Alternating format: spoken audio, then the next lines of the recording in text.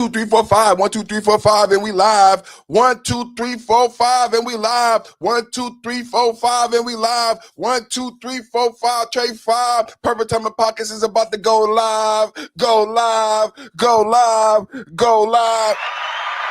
I said 1, 2, 3, 4, 5, Trey 5. Perfect Time Podcast is about to go live. Go live. Go live. Go live. Hey, everybody, happy Friday. Is it a happy Friday? It's a happy Friday over here, man. So excited to be here, man. Another happy Friday. Let's get that microphone sounding real good, real tough. Happy Friday, everybody, man. Double tap hit the like button. Welcome to the live stream. You made it, man. Welcome, welcome, welcome, welcome, welcome. Welcome, you're welcome. Welcome, you made it. You made it, you're welcome. Welcome to the live stream.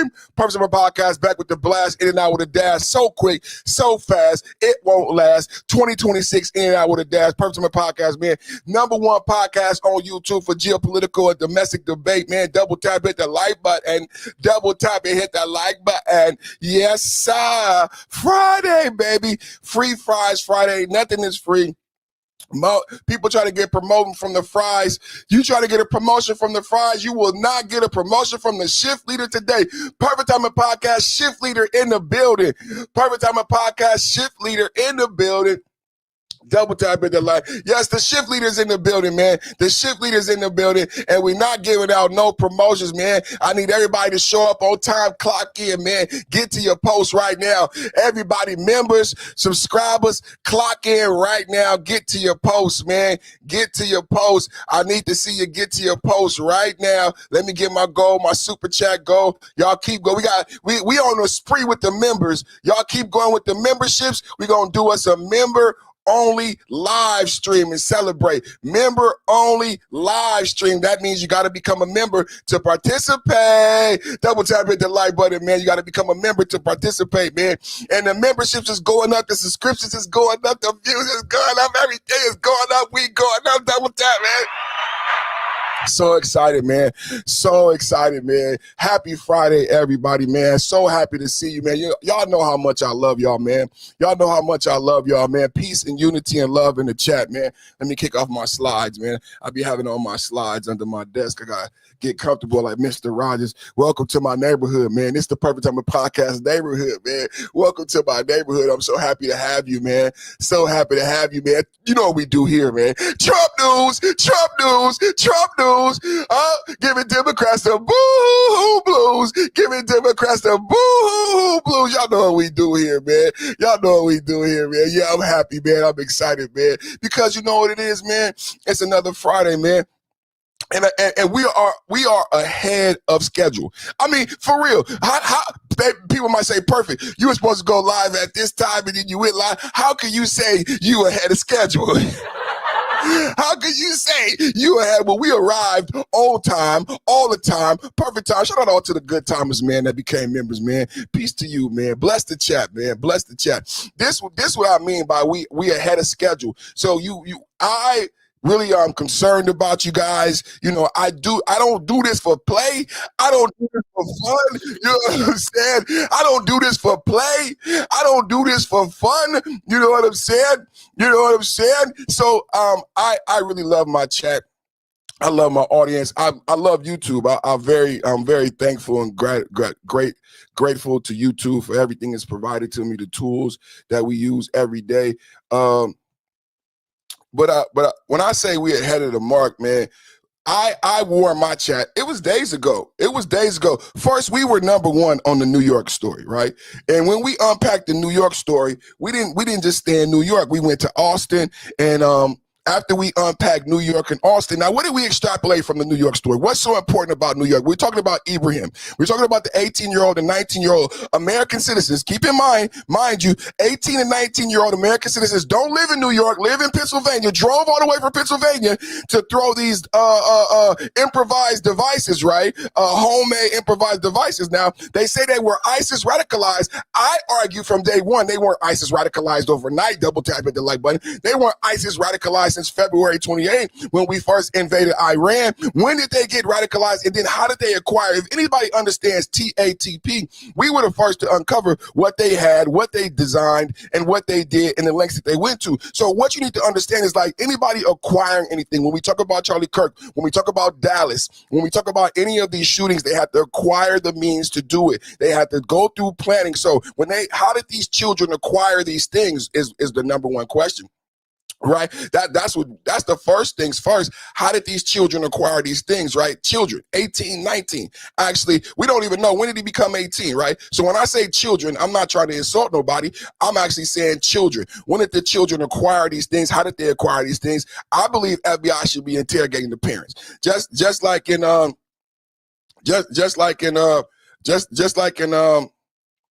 what was it? Bowling for Columbine that recently had an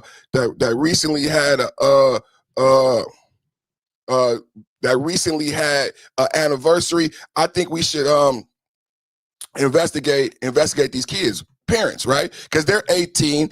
21 years old is what you got to be to get some of this stuff, right? And some of this stuff is not able to get you. It had to be shipped to their homes. Think about it. I think recently somebody talked about the girl in the Columbine situation who purchased those things and the mechanisms that allowed the kids to do that, right? So that's what we're talking about, right? So who, how did they get? Who, how, and when? The who, how, when, and what, why for the New York incident, right? Another thing that we extrapolated from the New York incident is the fact that how many devices did they have? How many of these improvised devices did they actually have? And that's very important, right? Because I reported to you that not only did they arrest these two guys, but under interrogation, they said that they've been ISIS radicalized. What I'm getting at is that there are sleeper cells in America. Double tap hit the like button. What I'm getting at, I'm going a long way around, is that there's sleeper cells in America, right? There are sleeper cells in America, and this is an example of a sleeper cell. So I'm the first one to really unpack and say, well, wait a minute, this is more than just some 18-year-olds. This is actually evidence that a lot of people are trying to downplay. Even Gavin Newsom himself, I'm so glad Gavin Newsom is done. Can I get hashtag Gavin Newsom is done? California is never voting blue for the next 20 years. California is not voting blue for the next 20 years. Absolutely. There is going to be no blue, nothing in California. Gavin Newsom did such a number on California, but I reported to you that the FBI has warned all California police departments of an imminent attack. Even today, they say today is something going to happen. Trump made an announcement that he's going to uptick violence today, but the FBI called all the police stations in California. Now, a lot of people are downplaying this warning. I got more details about the warning.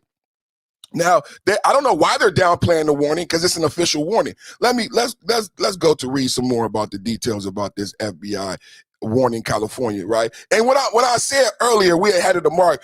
Everybody coming in right now, we don't got enough likes, man. Double tap, hit the like button, man. Double tap, hit the like button. Welcome to the #1 podcast on YouTube. I just pinned the chat. I just pinned the comment in the chat. Make sure you guys read the comment, follow the instructions. I got my goal up. Double tap, hit the like button, man. As you come in, hit the like, share, and subscribe. We are talking about Trump news,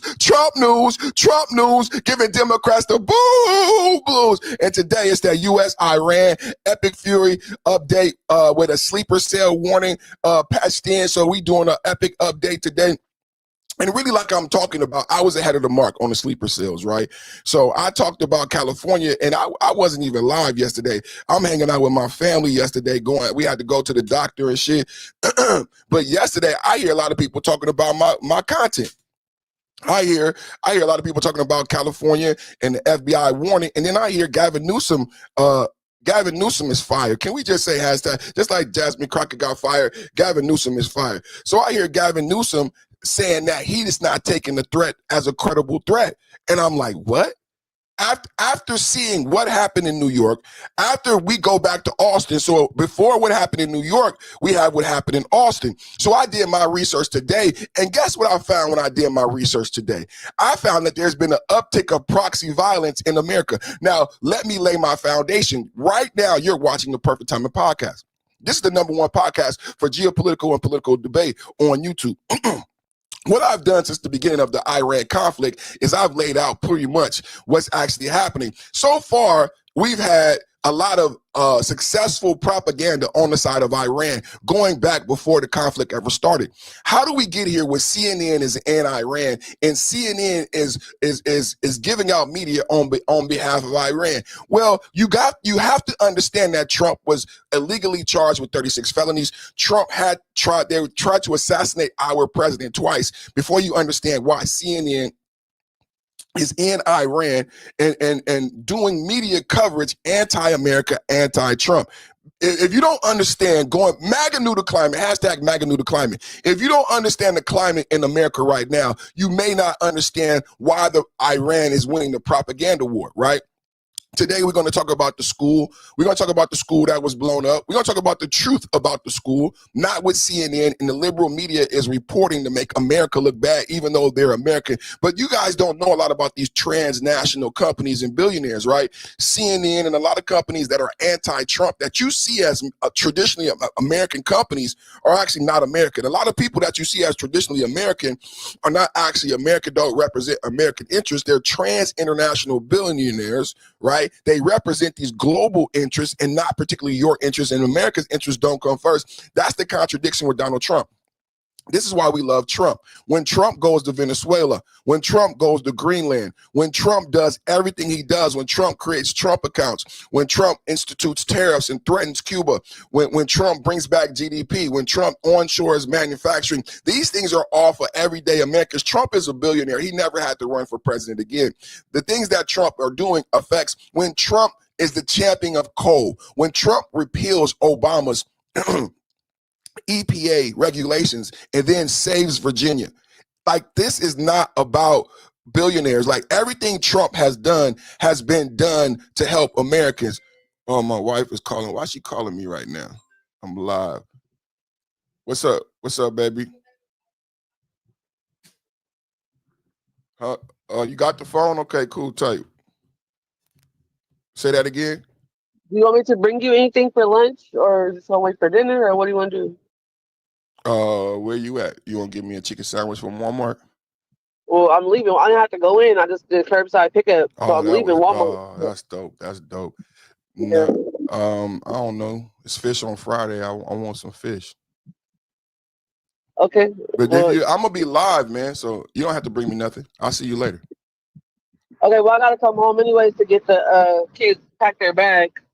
And I'm gonna just leave it on the porch, I guess. Okay, well, give me something, because Jack in the Crack might have a fish sandwich on sale on Friday. Somebody might do their fish sandwich. I'm gonna go to Jack in the Crack. Or Popeye, check the app and see who got a fish sandwich on some type of jug on a Friday. Okay, and then we're going out right after. Yes. Okay. Love you. Love you. Love you. Love you. I'm gonna go to Jack in the Crack. All right. I'll get you a fish sandwich. Love you. Bye. Mrs. Perfect Timing, everybody. That's the cell phone. Hi, tell me how I sound, how the audio sound, because I'm gonna be doing a call in. We're gonna be doing the call in. Y'all tell me how the audio sound. If that cell phone call sounded good, I have my Rodecaster Pro, my podcast mixer, and I got my handy little audio I plugged in my cell phone when she called. So y'all let me know how the audio sound, and then we're going to get a call-in number going. Double tap, hit the like button. We're going to get a call-in. Call me. You could call me. Double tap, hit the like button, man. Purpose of the podcast, back with the black. So what we doing, we laying the foundation for the conversation today. Laying the foundation for the conversation. Yes, we were ahead of the mark. Yes, we were ahead of the mark. We were first to warn the people. I live in California.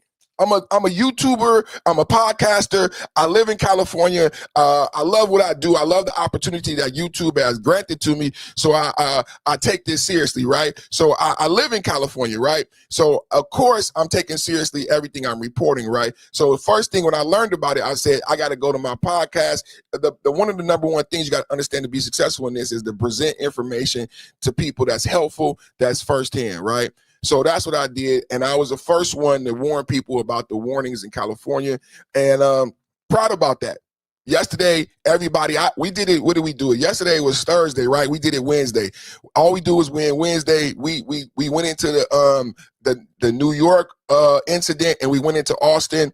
We unpacked the fact that New York, the two New Yorkers were 18 and 19, they're children. They had to get help to acquire those things. Not only did they have those two improvised homemade things that they had that day in New York, but in the car, several days later, they found the car with more in the car, and then they went to the home, raided the home, where they found more in the storage unit, right? So that's New York. Then you had Austin a week before that. So then we get these reports from the FBI going out to California, and that's what we were when we started to give a foundation.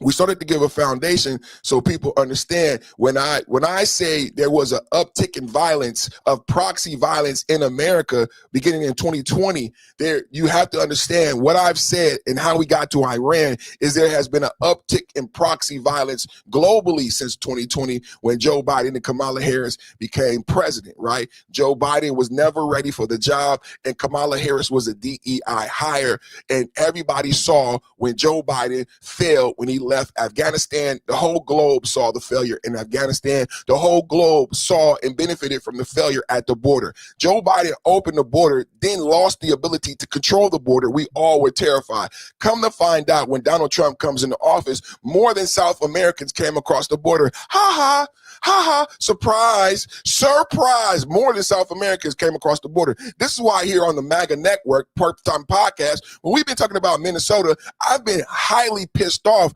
about the liberal media in Latin America. You notice no black people have been in the no ICE protests. I've been highly pissed off at Latin Americans, Mexican Americans being mad at Trump, saying all this stupid shit about Trump, when we've always known since 2022, this has not been about South America. This hasn't been about Latin America, right?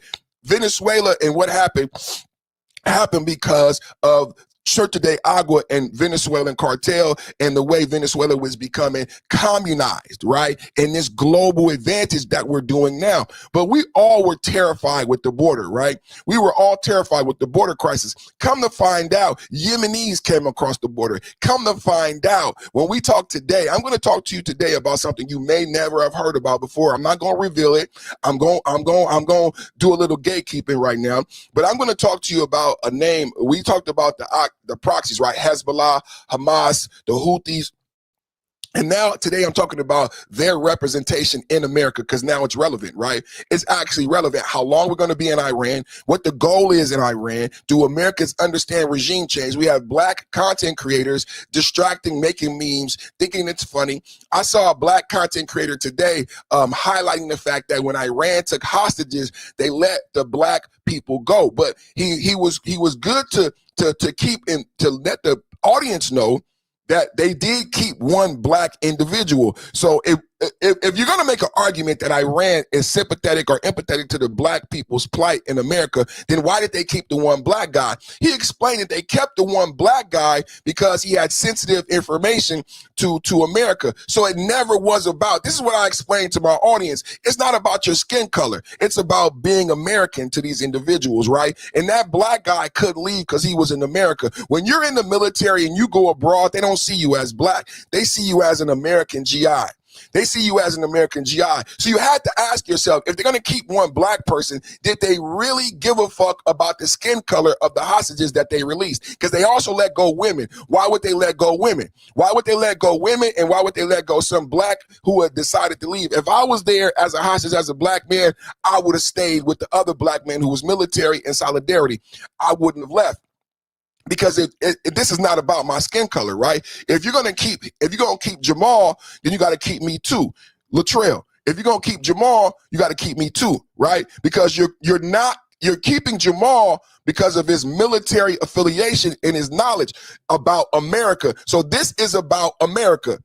So you are playing a propaganda game when you release black hostages. You are trying to divide and conquer and play politics in America. One of my biggest topics today that we're going to talk about is how Iran, in my opinion, In my opinion, Iran is winning the propaganda war because we have so much TDS in America and so much anti-Trump sentiment coming from the media that's been plaguing our public. Going back to Trump winning over $30 million against American media for fake news. How many of you know that fake news is not a joke? You have so many comedians doing voiceovers of Donald Trump and making jokes about fake news to where you think fake news is actually a real thing. No, fake news is not a joke. Donald Trump was honestly meaning that there is fake news and propaganda being used against Donald Trump and Republicans and conservatives. For a long time in the administration, people like me got blocked off of YouTube. So Donald Trump won a successful lawsuit, multiple lawsuits, and he said he may sue the BBC for $1 billion because the BBC edited his J6 speech, and that led to the propaganda where everybody believed that Donald Trump incited a riot. Actually, Donald Trump did not incite a riot. The BBC illegally created propaganda, edited our president's speech, our president's patriotic speech, our president's apologetic speech. The BBC made seem sinister. Did you guys know that? Everybody in their Trump deranged syndrome mind believes Trump initiated a riot on J6 because all you've seen is the fake media propaganda created by the BBC. And then it was reposted by never Trumpers online. So all of you come and you say, well, no, Trump said this and Trump did that, without knowing that the BBC altered the video. And the BBC is being brought up on salacious counts by Donald Trump, and Donald Trump won $30 million. I think it was ABC and what y'all put in the chat. Was it ABC, CBS? Who did Donald Trump? It was a $15 million lawsuit and a $17 million lawsuit. So right now, if you understand the climate, right?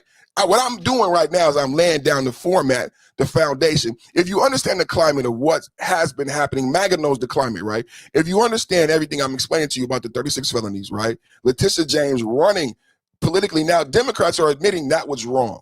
Letitia James' political career is going to be over, just like Jasmine Crockett. Fannie Willis' political career is going to be over. Fannie Willis probably had designs on the governor's mansion or more than just district attorney, because remember, Kamala Harris started out as district attorney also. But I know that she has designs on more than just being district attorney. But that's never going to happen, right? Double tap, hit the like button. Double tap, hit the like button. Thank you guys so much for watching right now. I need more likes. We need to get the likes up. We need to get the likes up. Double tap, hit the like button. We need to get the likes up right now. Double tap, hit the like button. We need to get the likes up. I was going into the details about the New York and the different things about the sleeper cells. I want to go into that. I'm going to bring that up on my show notes. How's everybody doing? I'm going to go into that real quick. Double tap, hit the like button, man. We're gonna have a good time, man. We're gonna have a good time, man. We're gonna have a good time today, man. We're gonna have a good time today. Let's slow down. Slow down. Y'all, man, I come into the podcast so hot with so much fire, man. And lately I just been realizing sometimes you gotta just massage it, just slow down a little bit. You know what I'm saying?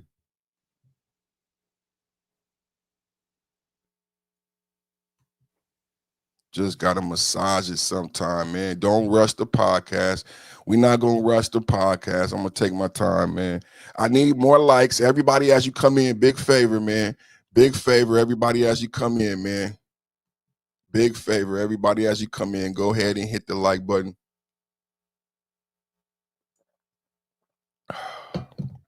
Do me a big favor as you come in, everybody. Go ahead and hit the like button, man. Friday, man. What a great day, man. Free Fries Friday. Very excited to be here. Very excited to be here. Double tap at the like button. Let's get everybody out here. Smash the like, share, subscribe. Drop that money in the super chat. Tip jar. Trump is winning. Double tap. As y'all come in, read the pinned comment. I got a pinned comment. Follow the instructions. We got a goal 10 super chats. And I want to say thank you to Bridge for all of the memberships that she gave out yesterday. That was so dope. That was so dope. Let me see. Let me go. Let me see what I was talking about here. Let me look at yeah, man, hit the hearts, man. Hit the heart emojis. We just sometimes you guys gotta wait out. You gotta wait out YouTube. I'm not in a rush. You know, we're gonna have a good conversation today. Take your time, what's the rush? I said, baby, I'm a dog, I'm a mutt. I'm a dog, I'm a mutt. So we just gotta wait out the idiots. It's all good.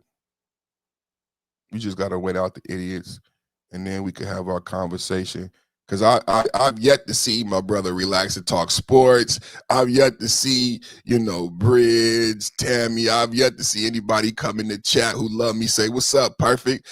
Trump news, Trump news, Trump news. So right now, it ain't nobody who love me. So, we just take our time. I'm just waiting, you know what I'm saying? Just waiting for the family to show up. You know what I'm saying? Slow flows remarkable. What's up with you, Malcolm? Malcolm Skidder in the building, man. Salute to you, man. Thank you for coming through, man. Double tap, hit the like button. Everybody, as you come in, man, hit the like button. Y'all know what to do, man.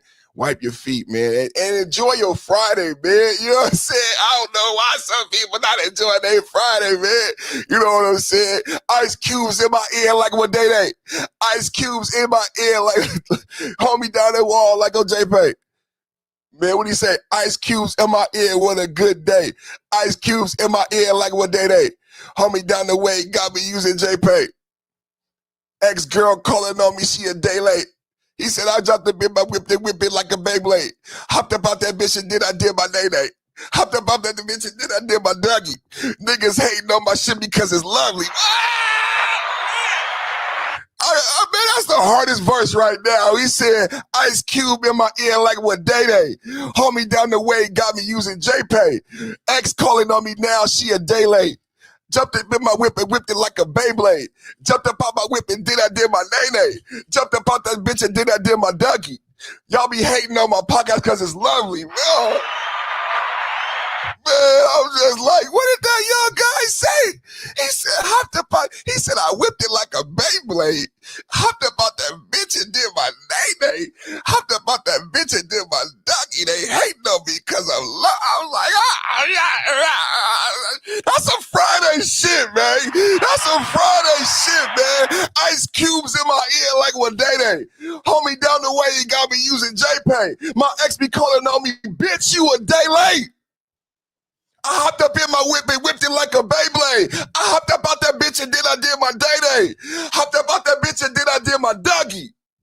Y'all be hating on the pod because it's lovely. Man, we so lovely, man. Perfect time to podcast back with the blast and then I with a dash, man. That don't make me fire up. Fire up. That folk. Man, fuck that. Y'all gonna make me act a fool in here on Friday, man. Just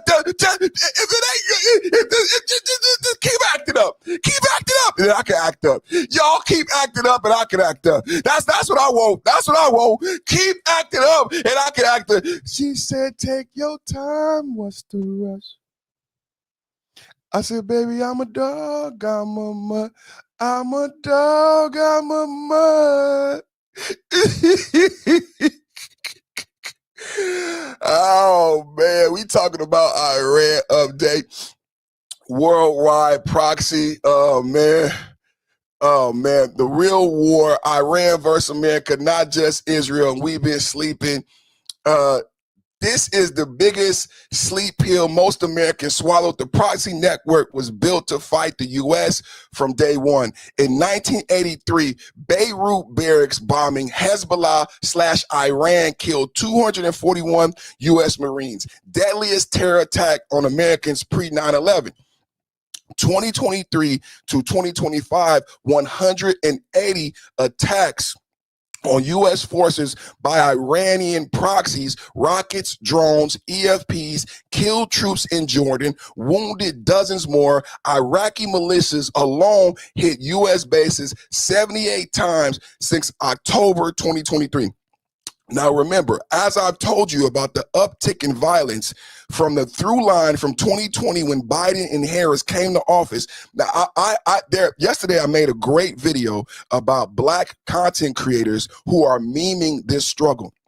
They are calling out when Iran released Black hostages, and they are saying somehow that Iran is cool with Black people, but they lack context. When I pointed to the through line that some of these Black content creators have even suggested that Trump was the one who failed to get peace in Iran, ignorantly not understanding the facts that it was Biden and Harris who failed in Vienna to get the nuclear peace agreement. It was Biden and Obama who paid off Iran. I believe they gave them the money to reinforce the enrichment process after Biden and Kamala failed in Vienna. How many of you know these damn details? I'm giving you the foundation of why you need to be worried, not about Iran, but worry about California, worry about fucking New York, worry about fucking Austin, Texas.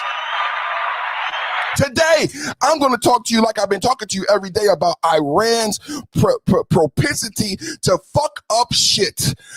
Iran's propensity to fuck up shit royally, right? And that's what they've been doing. Let's get the likes up. I'm about to go into my shit. There's not enough people here. I'm about to go into my shit, man. And there's not enough people here, man. So let me lay out my foundation for what's going on, how this geopolitical event is affecting us domestically. And already, this is not even no longer a prediction after what took place in New York, after what took place in Austin, and what I'm going to give to you about California. Where's my California information? I got the California information. I want to go to the California information because they tried to where's my California information? I'm not gonna get into Hezbollah just yet. Iran update, quick hits as of March 13th. The military side, U.S. Defense Secretary Pete Hegseth briefed that the U.S./Israel ops have targeted 15,000 sites. Iran's Navy/Air Force is gutted. New Supreme Leader Mojabi Karimi is reportedly wounded. I saw he's like bleeding and he's sick. He can't even walk. Sitcom released fresh airstrike footage showing decisive steps against power projection. Explosions reported near Tehran and during Al-Quds Day rallies. At least one kid killed. Israeli drones hit IRCG checkpoints.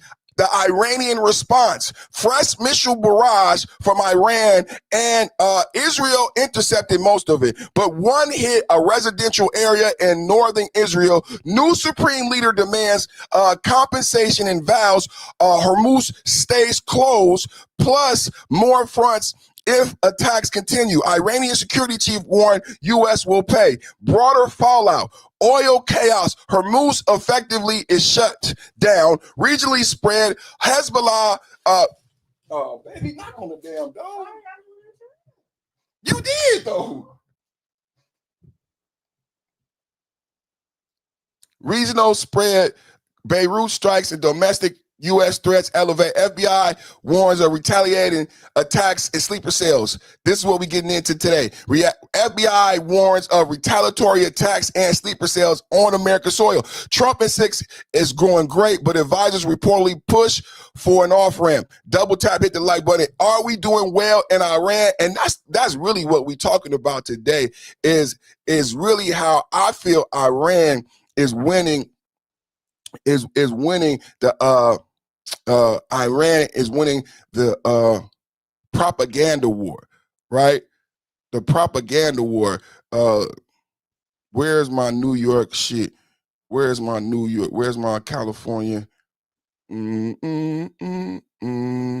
He's verified, run down more. So let's go over just so you understand. I'm gonna get to California, but man, where's my California? I didn't want to have to go through these sleeper cells in America. I'm going to just take my time. Fuck. Y'all hit the like button as I come in.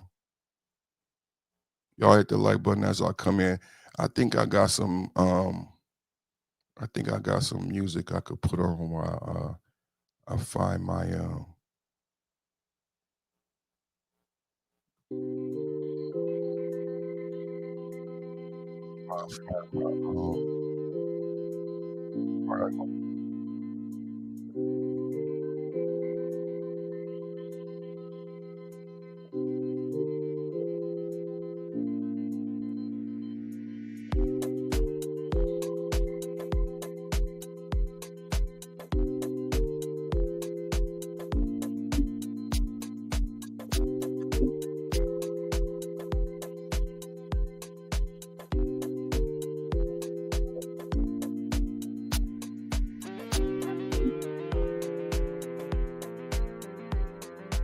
double tap, hit the like button as y'all come in, man. Proxy podcast.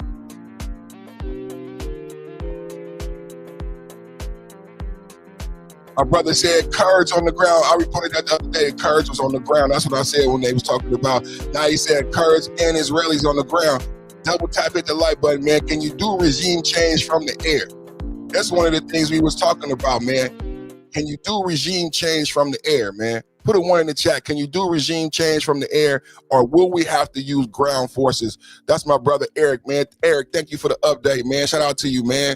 Shout out to you, Eric, man. Double tap hit the like button, man. Eric just reported. Let me highlight your comment, man. Eric just coming in with the breaking news, man. Let's go, let's go, let's go. Eric just came in. Breaking news, Kurds and Israeli forces on the ground eliminating IRC forces. Double tap hit the like button. Brand new breaking news. We can get into that too. We could get into that too. Double tap hit the like button as I come in. Double tap hit the like button. I like that vibe, man. I like that vibe. I like that. Y'all like that vibe? Y'all like that vibe, man? Let's keep it. It's a Friday vibe, man. It's a Friday vibe. It says, as of March 26, reports indicate that Iraqi Kurdish militias have launched ground operations inside Iran, supported by intelligence sharing, area resupply, and advisory roles from U.S. and Israel forces. So that's the same news I reported the other day, but that's good shit. I told y'all I'll be ahead of the curve, man. You got to watch every day, man, and I'll be on for 3 hours. But when there was a question in the chat about ground forces, and if you recall, I asked my chat, can you do regime change from the air, and do we want regime change? This is the thing about the black content creators and the lack of intellect of a lot of memers and a lot of the dumb shit that's going on in the internet, right? The lack of understanding. This is a serious thing. We already got people they already tried to harm Americans right now. So this is not like a play thing. This ain't like, we went through Afghanistan and Iraq. We went through the Afghanistan and Iraq war. Afghanistan was 20 years. Afghanistan was 20 years, right? And we had 9/11. A lot of people weren't even born. 9/11 was so long ago that people weren't born. They're not familiar. Y'all, most of the people watching me are older. So you familiar with the airports, right? And you were familiar with the terror warning when it was like, it's red, it's green, and that's when right now the airport is backed up because it's a DHS shutdown, and Chuck Schumer, Hakeem Jeffries is playing pool with your safety, right? But I remember after 9/11, for years we had this color coding system, and the media would come out and terrify everybody and say it's a red alert, it's a yellow alert, it's an orange alert. So then the airports would be on high alert, and they would be doing, this is where TSA came from, and all these double checks and checking your feet and everything. And when it was yellow, we had to go through this, and when it was orange, we had to go through this. So people forget the modern day and time when people are saying, number one, how they're winning the propaganda is this Israel hate. We have this hate against Israel that's propagated itself. The TDS is manifested in Israel hate. So the way it wasn't working, they tried Epstein files. They tried to smear Trump with just about everything. The one thing that's continued to stick, because Trump has the only whistleblower in the Epstein files. Trump had never hung out with Epstein even before his conviction. He was the one who called the police before his conviction, and only people to hang out and associate with Epstein after his conviction are Democrats. So the Epstein files didn't stick. You know what stuck? this Israel thing. So in the first Trump administration, the Russian hoax, we didn't know it was a hoax then, but the Democrats and the liberal media who later was sued, you understand, Trump won millions of dollars over this Russia hoax shit. The Democrats and the liberal media ran with this propaganda for 4 years that there was some Russia collusion, that somehow Trump had a meeting with Russia, Russia's in his back pocket.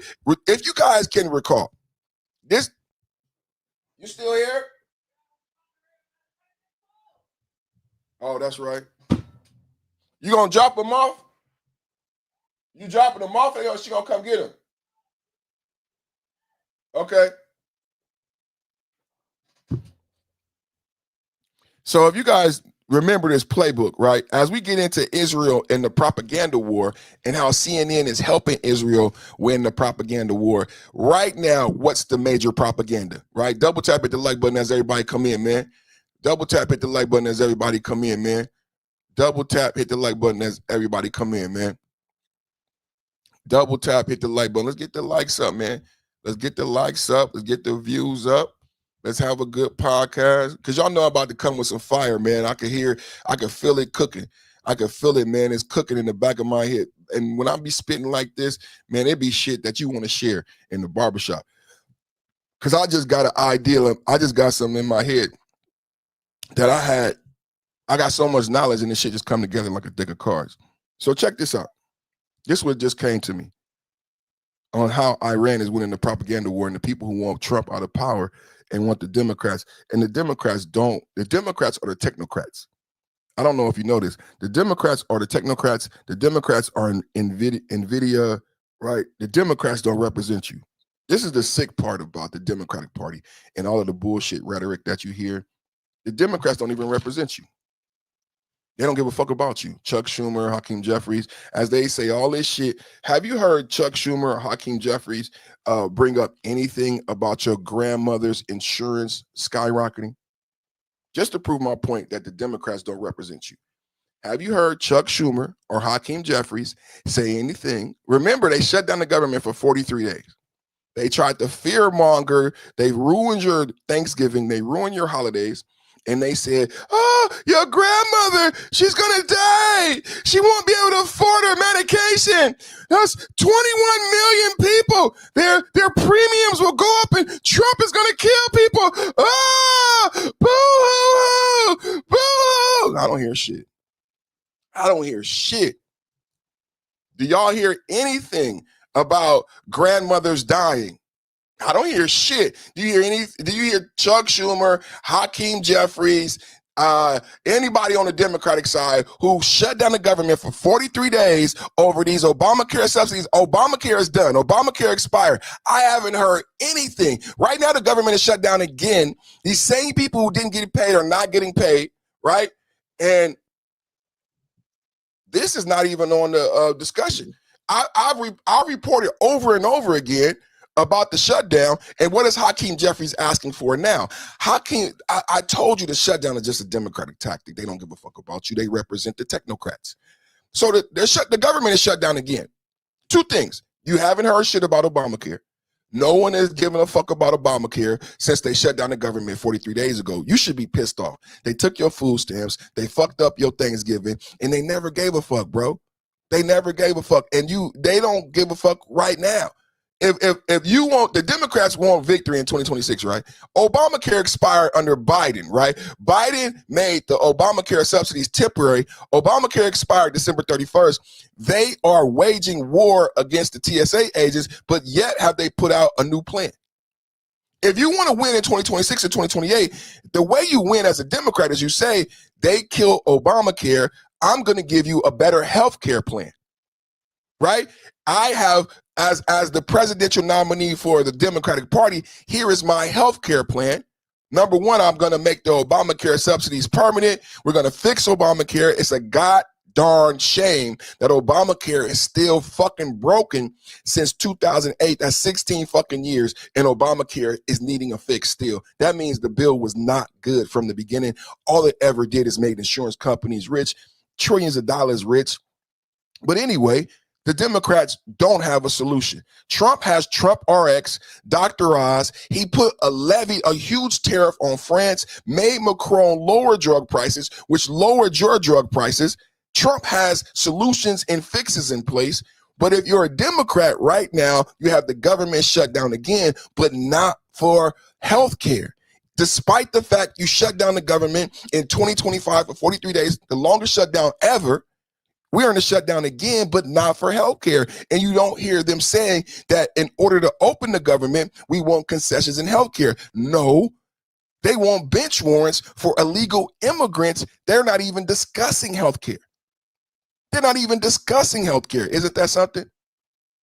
You haven't heard about Obamacare. Obamacare is gone. But if the Democrats care about you, Jasmine Crockett is crying. This is how selfish they are and how dumb they've dumbed down the sheep. This is how selfish they are and how dumb. Jasmine Crockett never lost a paycheck. During all of the shutdowns, Hakeem Jeffries, Chuck Schumer never lost a paycheck. But Jasmine Crockett is crying because she's effectively fired, but not giving a fuck about her actual constituents. Right? She's crying because she lost her job. But what about your health care? Her job, I thought she was upset about health care. I thought she was upset about these subsidies. She didn't cry when you lost your health care. She didn't donate her paycheck, right? When you didn't get your paycheck. She's crying because she can't be the mean girl anymore. She's crying because she's not the it girl anymore. She didn't cry when Obamacare expired on December 31st. None of the Democrats did. None of the Democrats cried. None of the Democrats gave a fuck. None of the Democrats cried when Obamacare expired. None of the Democrats gave a fuck. She hasn't mentioned it one time. She hasn't. It's not even relevant. Everybody wants to hear about Iran, but what about Obamacare? Obamacare is gone and we're okay with it? You're going to vote for a Democrat without Obamacare? Why would you vote for a Democrat in 2026? Why would you vote for a Democrat in 2028? Double tap hit the like button. We don't have enough likes. Double tap hit the like button. We don't have enough likes. How long have I been live? Maybe we just do a short live today. Maybe we just do a short live today. I haven't even presented any of my topics too much, so I could just save my information. If the audience doesn't want to hear my information, I could just do a short live.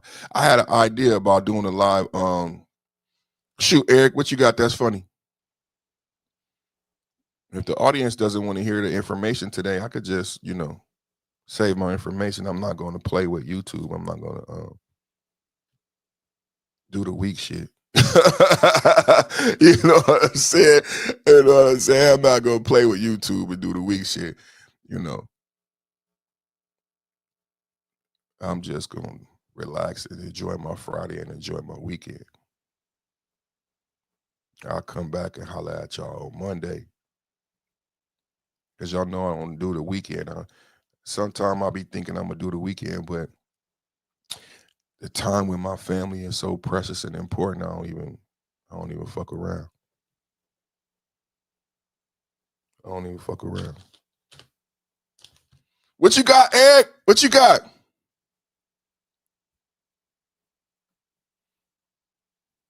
California update. FBI drone warning deep dive as of March 13, 2026. Let's get into this California update, everybody, so we can keep people up to date.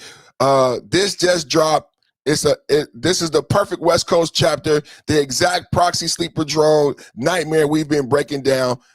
Check this out. No spin, full straight insight from FBI memo itself. So a lot of people, when you heard about the FBI warning, I wanted to give you guys a detail of behind what the FBI, why the FBI, Cash Patel, and the bullet points. The FBI alert, what they actually said.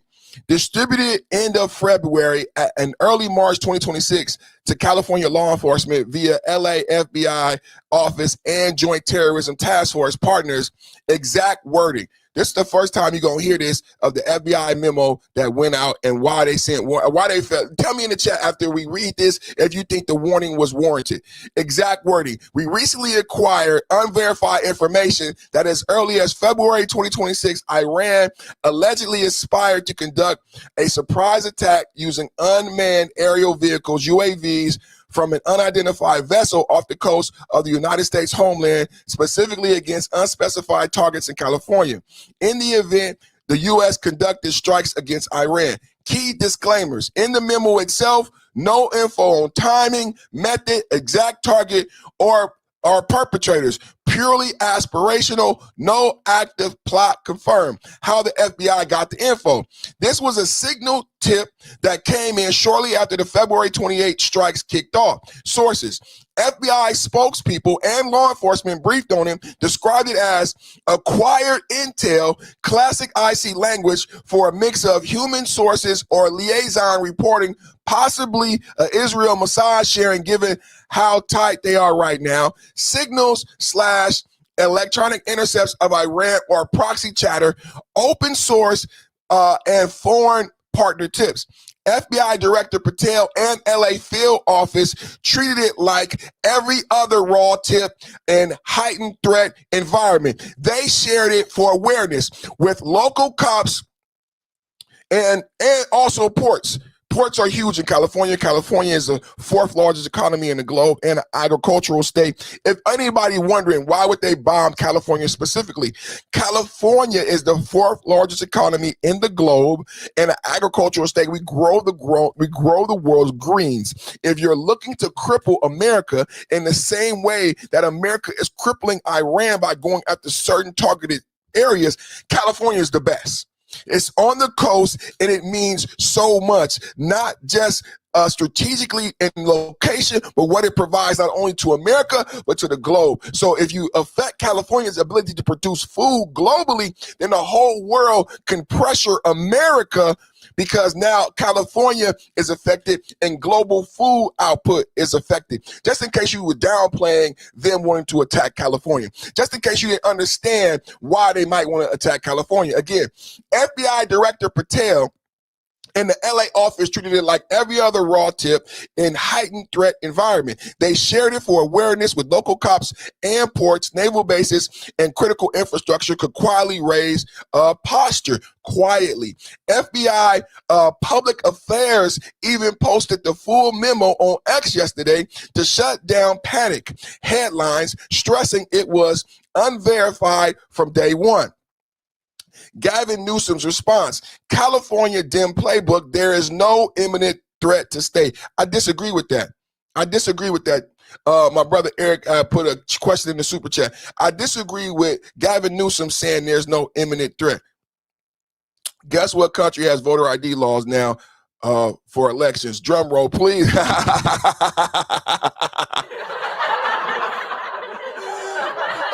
That's hilarious. Somalia, that's hilarious, brother. Oh, that's hilarious. Double tap at the like button, man. Double tap, man.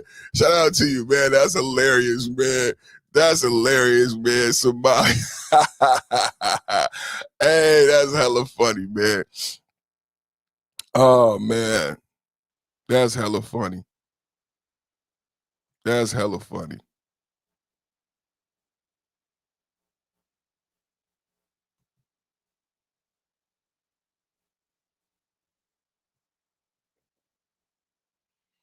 Coast Guard planes yesterday after circling around the valley also. Shout out to you, brother. It's a BS story. PSYOP to manufacture consent for an illegal war on Iran and continue support for genocide in Gaza and Lebanon. So this is what I've been saying about Iran winning the propaganda war. It's idiots like this. It's idiots like this who think we haven't heard this, and they don't know where this comes from, right? It's idiots like this, and they don't know where this comes from. This is the PSYOP. Chris, you are the sheep. You are the PSYOP. This is what I'm talking about, how Iran is winning the propaganda war. And it didn't start today. It goes all the way back to Joe Biden and Kamala Harris. And you need to really understand who Joe Biden was, who was behind him, and where you possibly could be, your ass could be in a motherfucking Iranian prison right now if Kamala would have won. You have no fucking idea what the fuck you're talking about. What I've laid out on my channel since my first Iran update is how we got here and how we got to the uptick of violence under Biden and under Kamala being a DEI hire and Biden being Sleepy Joe and being motherfucking feckless. This is the thing, like, how is this idiocracy so popular in America? Like, you think Americans are intelligent? We are blessed. Why is the dumb shit so prevalent in America? Why is there any lack of intellect in this comment? In this comment, like, what is he lacking? What is Chris not understanding, Chris? Why is this such a dangerous comment, and why Americans need to be worried about sleeper cells in America? This is a dangerous comment because it does not have any context to the reality of what's going on since 1979. Not just the uptick in proxy violence since 2020 when Biden came into office, but what's been going on in the war that's been waged against Americans since 1979. Right? What Black content creators are talking about today is that Ayatollah Khomeini came to power in 1979. In 1980, they went to the U.S. Embassy and kidnapped people and held them for 2 years, but they released Black people except for the Black military person, which lets you know they didn't really give a fuck about your skin color. They wanted to lay seeds for propaganda so Chris could come in and say stupid shit like this, because they kept the Black American military officer who had information that was relevant. So they didn't give a fuck about his skin color.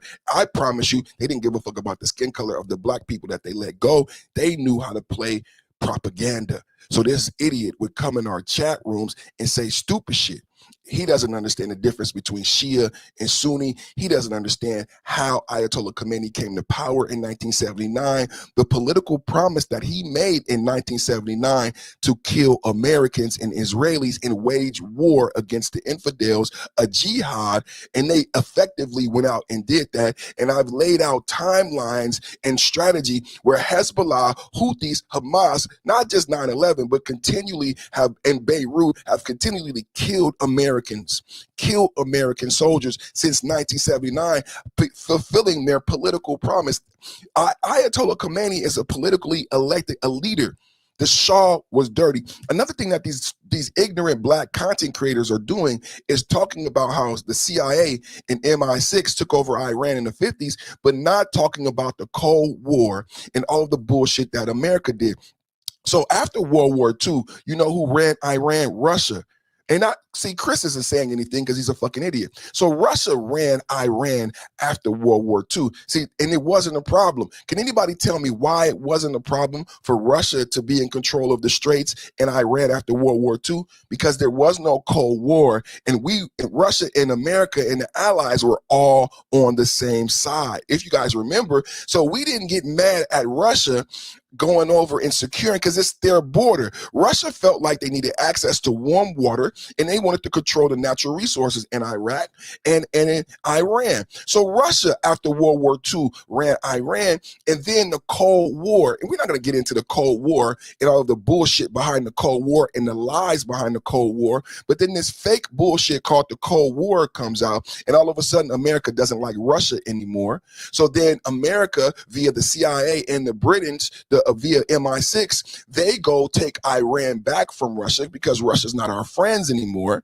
We don't even know why. Children, you don't even know why, do you? But fuck that, right? Fuck that. Let's just keep going.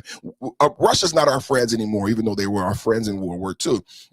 So here we go. We want Iran, and we're saying fuck Russia. So MI6 and the CIA installs the Shah to get control of the natural resources. The Shah gives the oil to America. The Shah creates inflation and horrible situation for the Iranian public, right? So then Ayatollah Khomeini in the Shia sect of Islam, which is very important, which I don't know why Anderson Cooper and every Black content creator and anyone who wants you to hate Trump leaves out the differences here, that the Shia Muslims took over in 79, that the Shia sector of Islam wants to kill kill and murder Americans and Israelis. See, they don't get you to be empathetic. Like Chris is empathetic to Gaza. Chris is empathetic to Shia Muslims who want to fucking kill him because he doesn't understand it. And I think that's purposely by design. That's why I'm saying the propaganda war is being won and CNN is helping them win the propaganda war because you empathize with Gaza and Shia jihadi Muslims who want to kill you because you don't believe in Islam and their version of Islam. You know how crazy they are? They beat up a woman for dancing on TikTok. They killed her. They beat up and killed gay people in Iran. The Shia Muslims who are in power in Iran, they beat you up if you're a woman and you drive and you go to college and you want to wear a mini skirt. You can't do that in Iran. You get beat up and murdered in Iran. These are the people you're empathizing. This is the psyop, Chris. This is the psyop, Chris. You empathize with the Iranian government that is Shia Islamic jihadists who beat up their own people, who beat up their own women, who beat up their own gays. This is not a lie, Chris. I wish I was making it up. How stupid you are, because your ignorance is fucking dangerous. This comment that we have highlighted is from an idiot, and it's fucking dangerous. Huh? It's fucking dangerous, you idiots. Your comment gets women beat. Your comment has gay people hiding in Iran or celebrating the fact that Donald Trump murdered the motherfucking Ayatollah Khomeini. Either they're celebrating because they don't have to hide for being gay anymore. Either they're celebrating because as a woman, I can dance on TikTok. She wasn't even dancing provocatively, Chris. She wasn't dancing provocatively. She wasn't twerking, but they still murdered her in Iran. Trump didn't murder her. Democrats, Republicans, no, Irani Shia Muslims who believe in this strict version of Islam, who came to power in 1979 after a dirty Shah, after a dirty MI6, after a dirty CIA. And we have dum-dums like Chris who empathize. Chris, are you Muslim? Are you jihadist? Are you Shia? These are important questions. When someone say to you that they empathize with Gaza, that they empathize with Iran, ask them, so are you anti-gay? Are you anti-woman being able to go to college? Because you're empathizing with the regime who recently, TikTok is recent, Chris. Do you know TikTok is recent? They beat a woman to death for dancing on TikTok. Is that what you agree with? Is that the psyop? I need to understand, what's the psyop, Chris? What's the psyop? I need to know the psyop, because this is what you don't understand. Since 1979, Iran has consistently, via their proxies, killed and murdered not only Israelis, but Americans. And since 2020, when Joe Biden, Sleepy Joe, and DEI, Kamala Harris took office, there has been an uptick in proxy violence. Do you know who the Iranian proxies are? Because I can tell you, if you want to know about a psyop, let me explain to you, Chris. There's no genocide in Gaza. Fuck Gaza.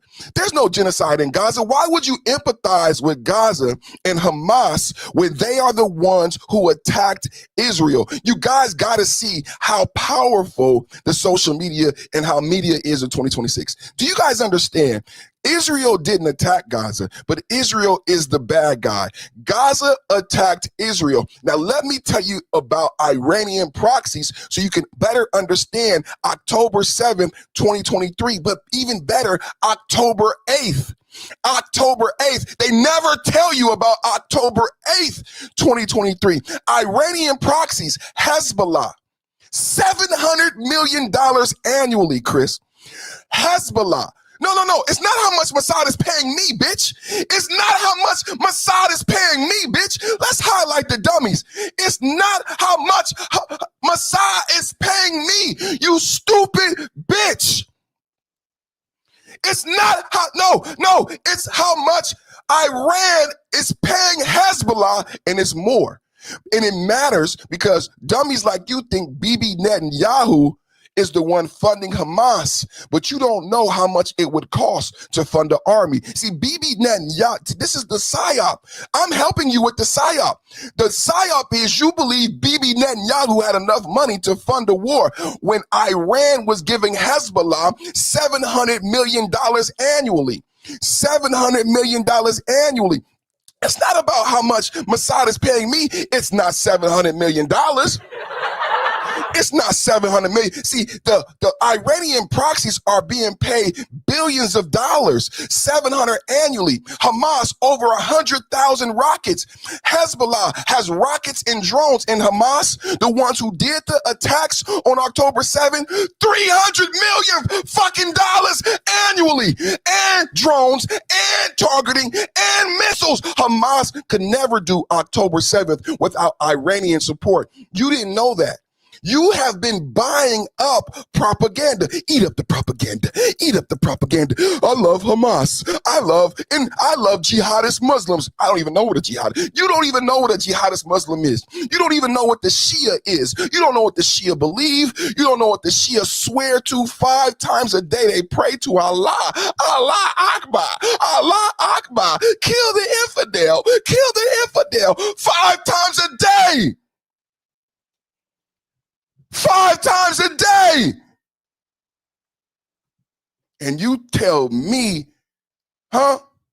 And you tell me, so where, can y'all just tell me something? Because what I am telling you is that Iran has proxies, and Joe Biden opened the border in 2020. And when Joe Biden opened the border, and this is the part you need to listen to, because we're talking about California, we're talking about the New York incident, we're talking about Austin, and we're talking about possible violence in America. Joe Biden opened the country in 2020 and he lost control of the border. And then people who came here who don't know how to read English and write English, and they're driving on the highways and killing Americans. We think they're doing it by accident. What if they're doing it on purpose? We think they're doing it by accident. What if they're doing it on purpose? Because the people driving the CDL trucks, killing Americans, happen to be from the Middle East, Yemen.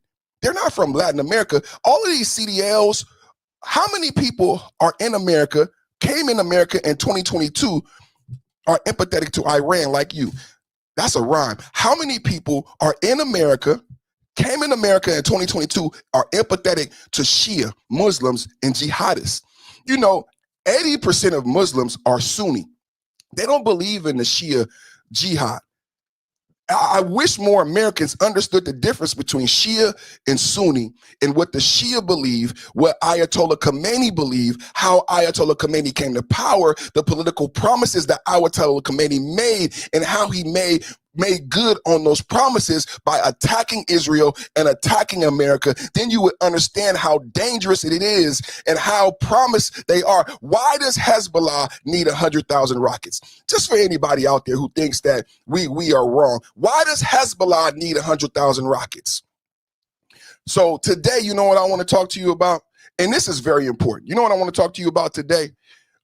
Something called a group. When we talk about California, in the response to California, I want to educate you about not only Iranian proxies globally, but Iranian proxies here in America that just exacerbated under the Biden regime, right? Hot takes, rapid fire. Iran has been at war with America for 45 years, not just Israel. Beirut in 1983, 241 Marines dead, 180 plus proxy attacks on U.S. troops since 2023 going to 2025, Jordan-based killings. I'm going to say that again because it's kind of hard to believe because the numbers are so large, so you understand how we got here. 180 proxy attacks on U.S. troops, 2023 to 2025. You thought the attacks in the war started and ended on October 7th. It didn't. October 8th, they attacked us over 100 times. Hezbollah and the Houthis.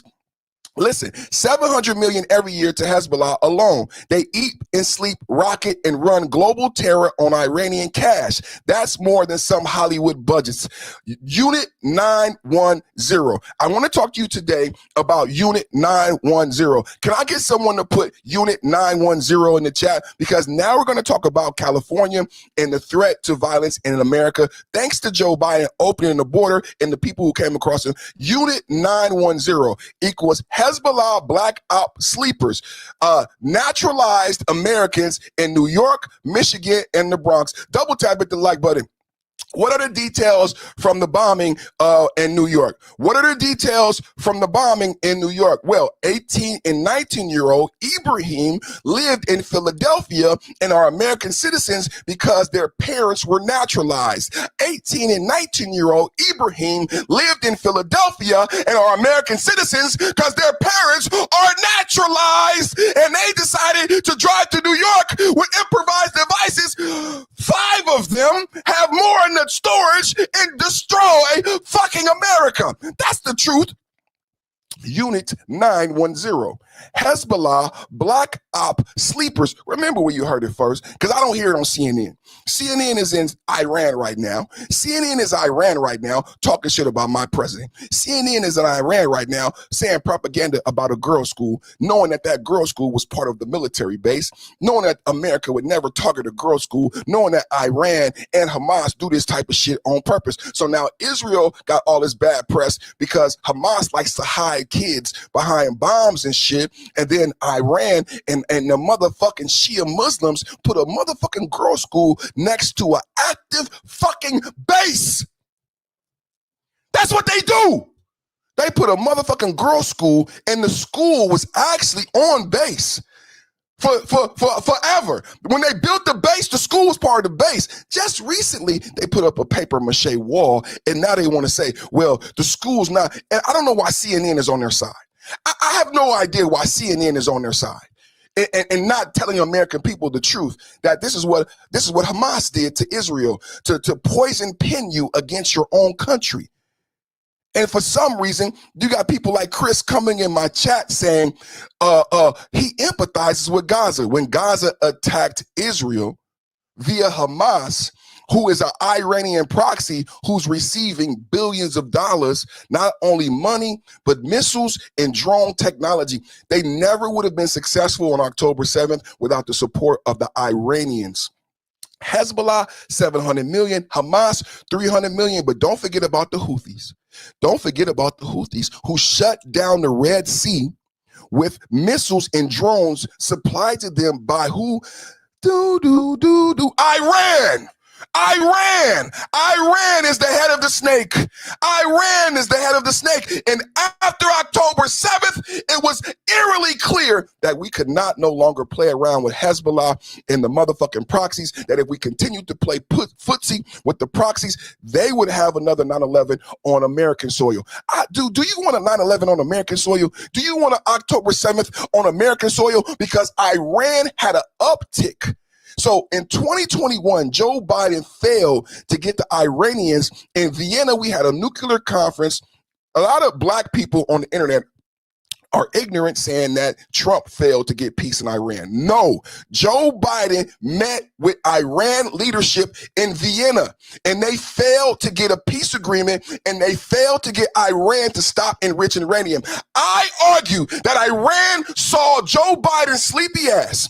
I argue that Iran saw Kamala Harris DEI hire and did not believe that America could protect themselves, because they had elected a sick old man and a black woman who did not know what she was doing.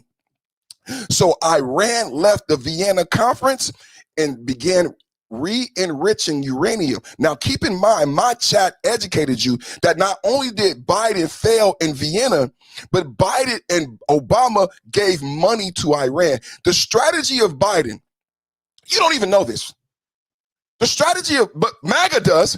MAGA knows the climate. They paid them to stop enriching uranium, and guess what Iran said? Fuck you. Fuck you. They took the money and spent it on making more uranium.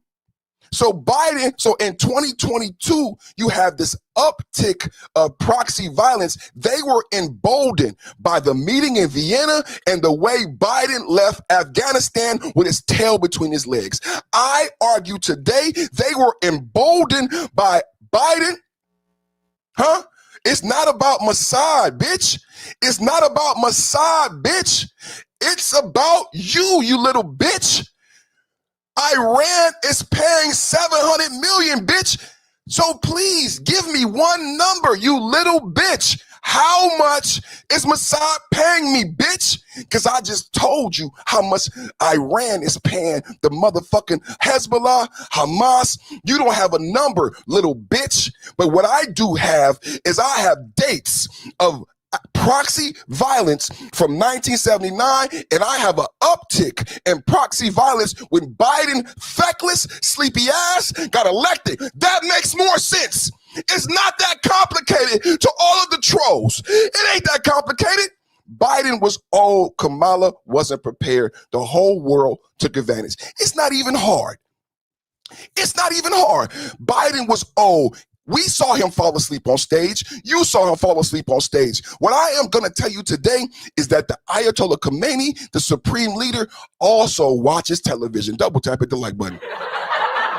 I know Democrats think no one else watches television, but the Ayatollah Khomeini also watches television. And the Ayatollah Khomeini also saw Joe Biden fall asleep on television. And the Ayatollah Khomeini and the supreme leader who has sworn to kill Americans and have been looking for a sweet spot saw us leave Afghanistan and leave the region with no support, and they went crazy. It's just like when the parents leave home and they throw a party. Can we have a real talk? Can we have a real talk? It's just like when the parents leave home and they throw a party. Huh? I said Joe Biden left Afghanistan with his tail between his legs. The parents left the region, and Hezbollah, Houthis, and Hamas had a party. And how did they fund that party? Iran threw money at the proxies and said, go crazy. The Americans have left. The Americans have Joe Biden. Joe Biden has put down the guns. The Americans have left running scared. Israel is by themselves. Israel is by themselves. Americans have left the region. They have left the region. Excuse me. Get to the chopper. Coming in. Yes, this is the supreme leader. The Americans have left the building. The Americans have left the building. It's not even difficult, you guys. I know it's embarrassing. This is another part of the propaganda. Let's read this dum-dum. Let's read this dum-dum. He said, here is another black man, supporting the fake Jews from Eastern Europe. Insane. Here's more propaganda. What's a fake Jew, dum-dum? Because I'm not even talking about Jews. Do you guys see how the propaganda works? They poison you against a certain background. It's religion. It's not even an ethnic background. Do you know it's Jewish? It's a religion like Muslim. You can't be ethnically Jewish, right? Everything you just said is so racist. So what are the real Jews? Do you see how racist you sound? It's not about the Jewish religion.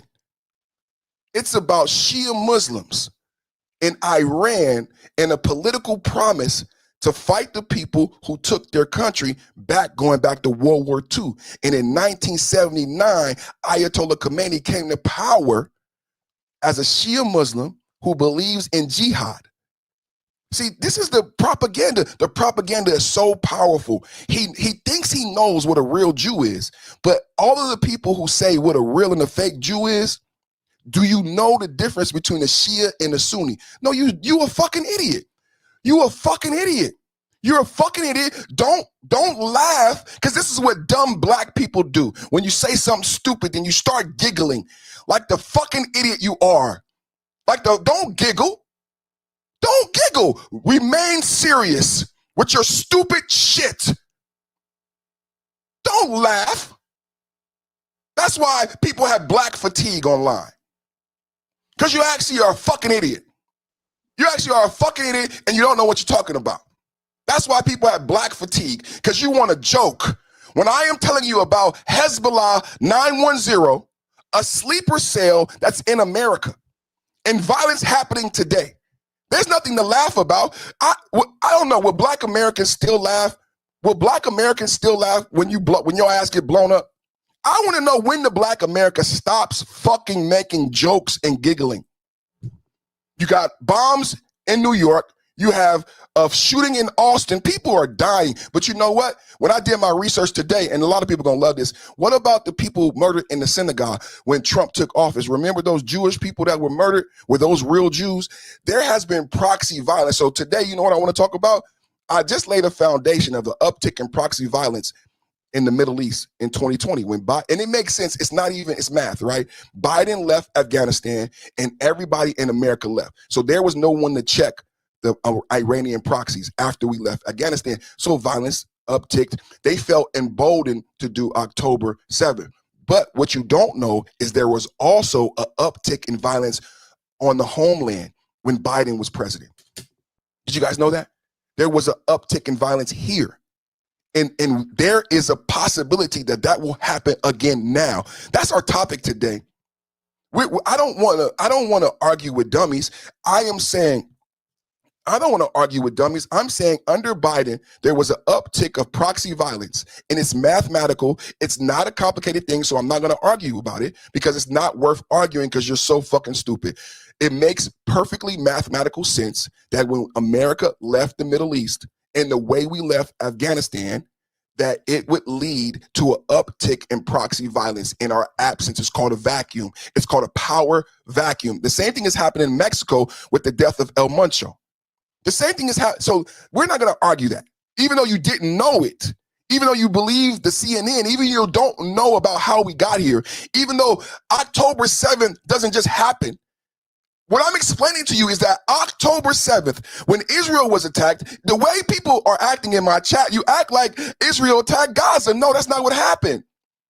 I'm trying to educate the dummies, you guys. I'm doing my best. October 7th didn't come out of nowhere. October 7th, they felt emboldened. After Biden left, they continued to poke the bear. I can bomb this. I can bomb this. No one's doing anything. We're going to go forward with October 7th because we have been bombing and bombing and bombing. We feel comfortable. It was a soft target, you guys. America wasn't in the region. They continue bombing on October 8th. Imagine if America was still in Iraq and Afghanistan. That's for the dummies who don't understand math. If America was still in Iraq and Afghanistan, there would be no attack on Israel October 7th by the Iranian proxy Hamas because we would retaliate. With us not in the region, they went cuckoo bananas. Now, can you guys get it? That's simple, right? That's simple, right? Okay. Now, what you need to understand, right? That's how we got to October 7th. Like the CNN doesn't give you this foundation. They think that Gaza happened. Gaza was angry, right? The children of Gaza got angry with Israel and they just stood up. Out of the blue, right? Out of the blue, they just stood up. We're Gaza children. We're going to attack Israel. They just did that out of the blue? No. They had help in planning from Iran, and it was a lead up with Biden in office. What did Trump say? Trump said that never would have happened if I was in office. I am giving you the background behind that soundbite. When Trump says that never would have happened if I was in office, I'm giving you the play-by-play of why it would not have happened. Do you understand? So there was a lead up to October 7th. They continued to bomb on October 8th. There was also an uptick in proxy violence in America starting in 2020, leading up to where we are now, where we have an 18 and 19-year-old throwing improvised devices in New York, but they live in Philadelphia, and they're U.S. citizens, but their parents are naturalized, like Omar. Ilhan Omar is a U.S. citizen. She's in Congress, but she's a U.S. citizen because she's a Muslim also. We need to find out if the Somalians are Shia or Sunni. So Ilhan Omar is a Muslim. She's married to a white man, but she's a citizen because her daddy was naturalized. The individuals who did the damage in New York, attempted to do the damage in New York, are American citizens, and they're naturalized because their parents are naturalized. How do you feel about it now? How do you feel about ICE knowing these details, that they're American citizens like Omar because their parents are naturalized? I'm just asking, how do you feel about that? It's a relevant question because they poison you against ICE. Do you know who Hezbollah 910 is? Today, I want to talk to you about Hezbollah 910. Hezbollah 910 is a sleeper cell that's located in America. And I am telling you that you need to be knowledgeable about it because Biden opened the borders in 2022, and you have all of these people come across the border who are not from Latin America. The evidence is all of these people with the CDLs, happen to be from Yemen, happen to be from Shia jihadist impetus states. So how many of you knew that when Biden opened the border that we got people coming here from Yemen, Iran, Bahrain, Lebanon, China? Who remembers the Chinese people sneaking in with the Mexicans when Biden opened the border? Who remembers the Indian, Yemenis, and Middle Easterns sneaking in across the border? I do.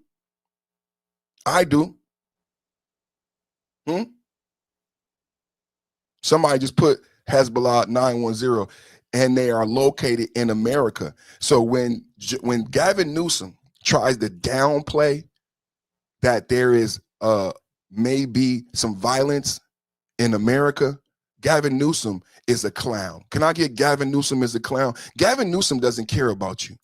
I don't know why. Let me read this again. This is what Gavin Newsom said. This is Gavin Newsom's response to the FBI bulletin that I read.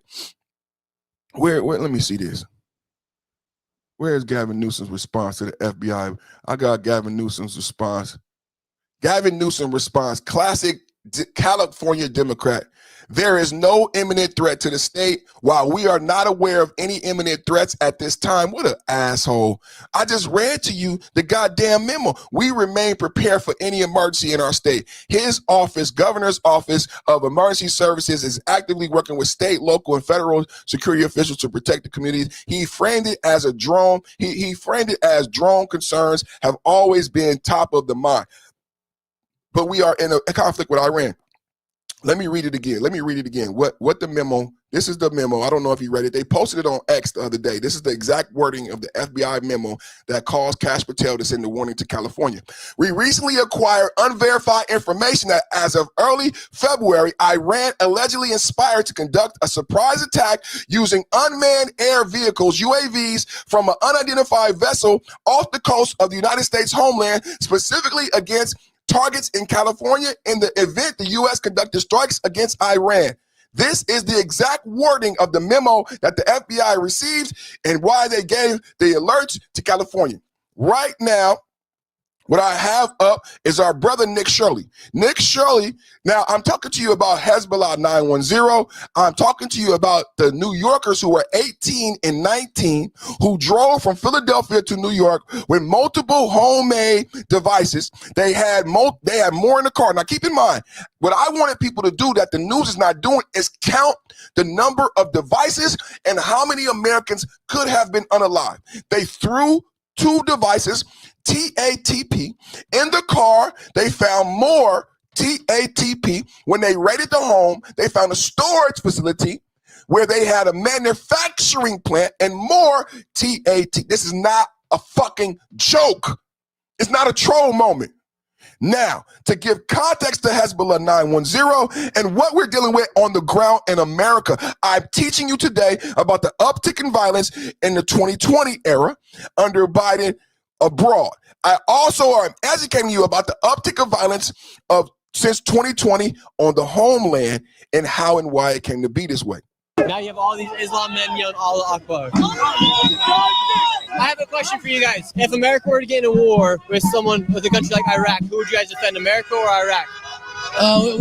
We won't get in a war. That's not permissible for us. But at the same time, who would you defend first? We would support our brothers in Iraq. That's the only way. We support our brothers in Iraq. I just want y'all to know I do work here. I do work here. I don't play around. I don't play around. This is Nick Shirley in Detroit talking to more naturalized Americans. When we talk about Hezbollah 910, remember when I just gave my breakdown of Hezbollah 910, huh?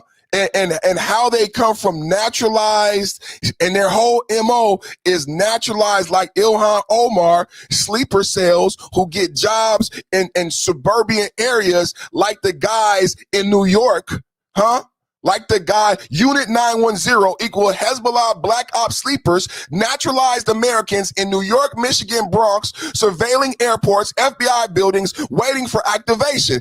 Ali Karani admitted it on record. In a war, the sleeper cell gets triggered. Double tap, hit the like button. How many in my chat know who Ali Karani is? Double chat, put it in my chat, because there's some intelligent people in the chat right now, and I want to thank you and I say I love you. Educate the chat room right now who Allah Karani is, who admitted on the record in a war the sleeper cells get triggered. I didn't come here to play today. I didn't come here to argue today. I didn't come here to play today. I didn't come here to bullshit you. I did not come here to bullshit you. I know you. Only certain MAGA Republicans know about 910. Only certain MAGA Republicans know what an Iranian proxy is. I did not come to fuck around today. I came to support the motherfucking argument. So you prepare. See, Republicans, we are preppers. I have my river. What is it? My eco river. I got my solar battery. I got my solar panels. I got my life straw. I got my powdered food. I'm a Republican. I'm a motherfucking prepper. I want you to get motherfucking understood.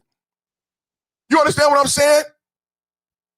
Now you have all these Islam men yelling all. Just to cue up the video, Nick Shirley at a pro-Iran protest. This is in America. This is our brother Nick Shirley, who been doing so much work. Can we get a thank you for your service to Nick Shirley? Can we get a thank you for your service to Nick Shirley? This is our brother Nick Shirley, who been doing so much hard work. Now he's in the middle, and I pray he stays safe. Can we pray a blessing and a covering over Nick Shirley so nothing happened to him? Because he in the middle of the beast right now. He had a pro-Iran rally. And he's asking questions. Pray a covering over our brother, man, doing this hard work. Thank you for our service. And let's see what the U.S. citizens who are pro-Iran have to say to my argument about Hezbollah 911 and motherfucking Gavin Newsom thinking that there is no threat. Akbar. I have a question for you guys. If America were to get in a war with a country like Iraq, who would you guys defend, America or Iraq? We won't get in a war. That's not permissible for us. But at the same time, who would you defend first? We would support our brothers in Iraq. That's the only way. So you wouldn't defend America? We would not defend America. But you're American. But at the same time, listen. At the same time, America is our country because we were born here. But in our Islamic book, we're not allowed to fight with people that are against our religion.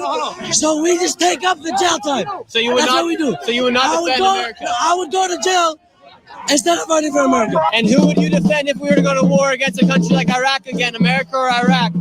America. And should that be a troublesome conflict? That's my brother right here. You know what I love about my show? This guy right here is my brother. I don't know how you empathize with Iranian jihadists. These two white men are my brothers.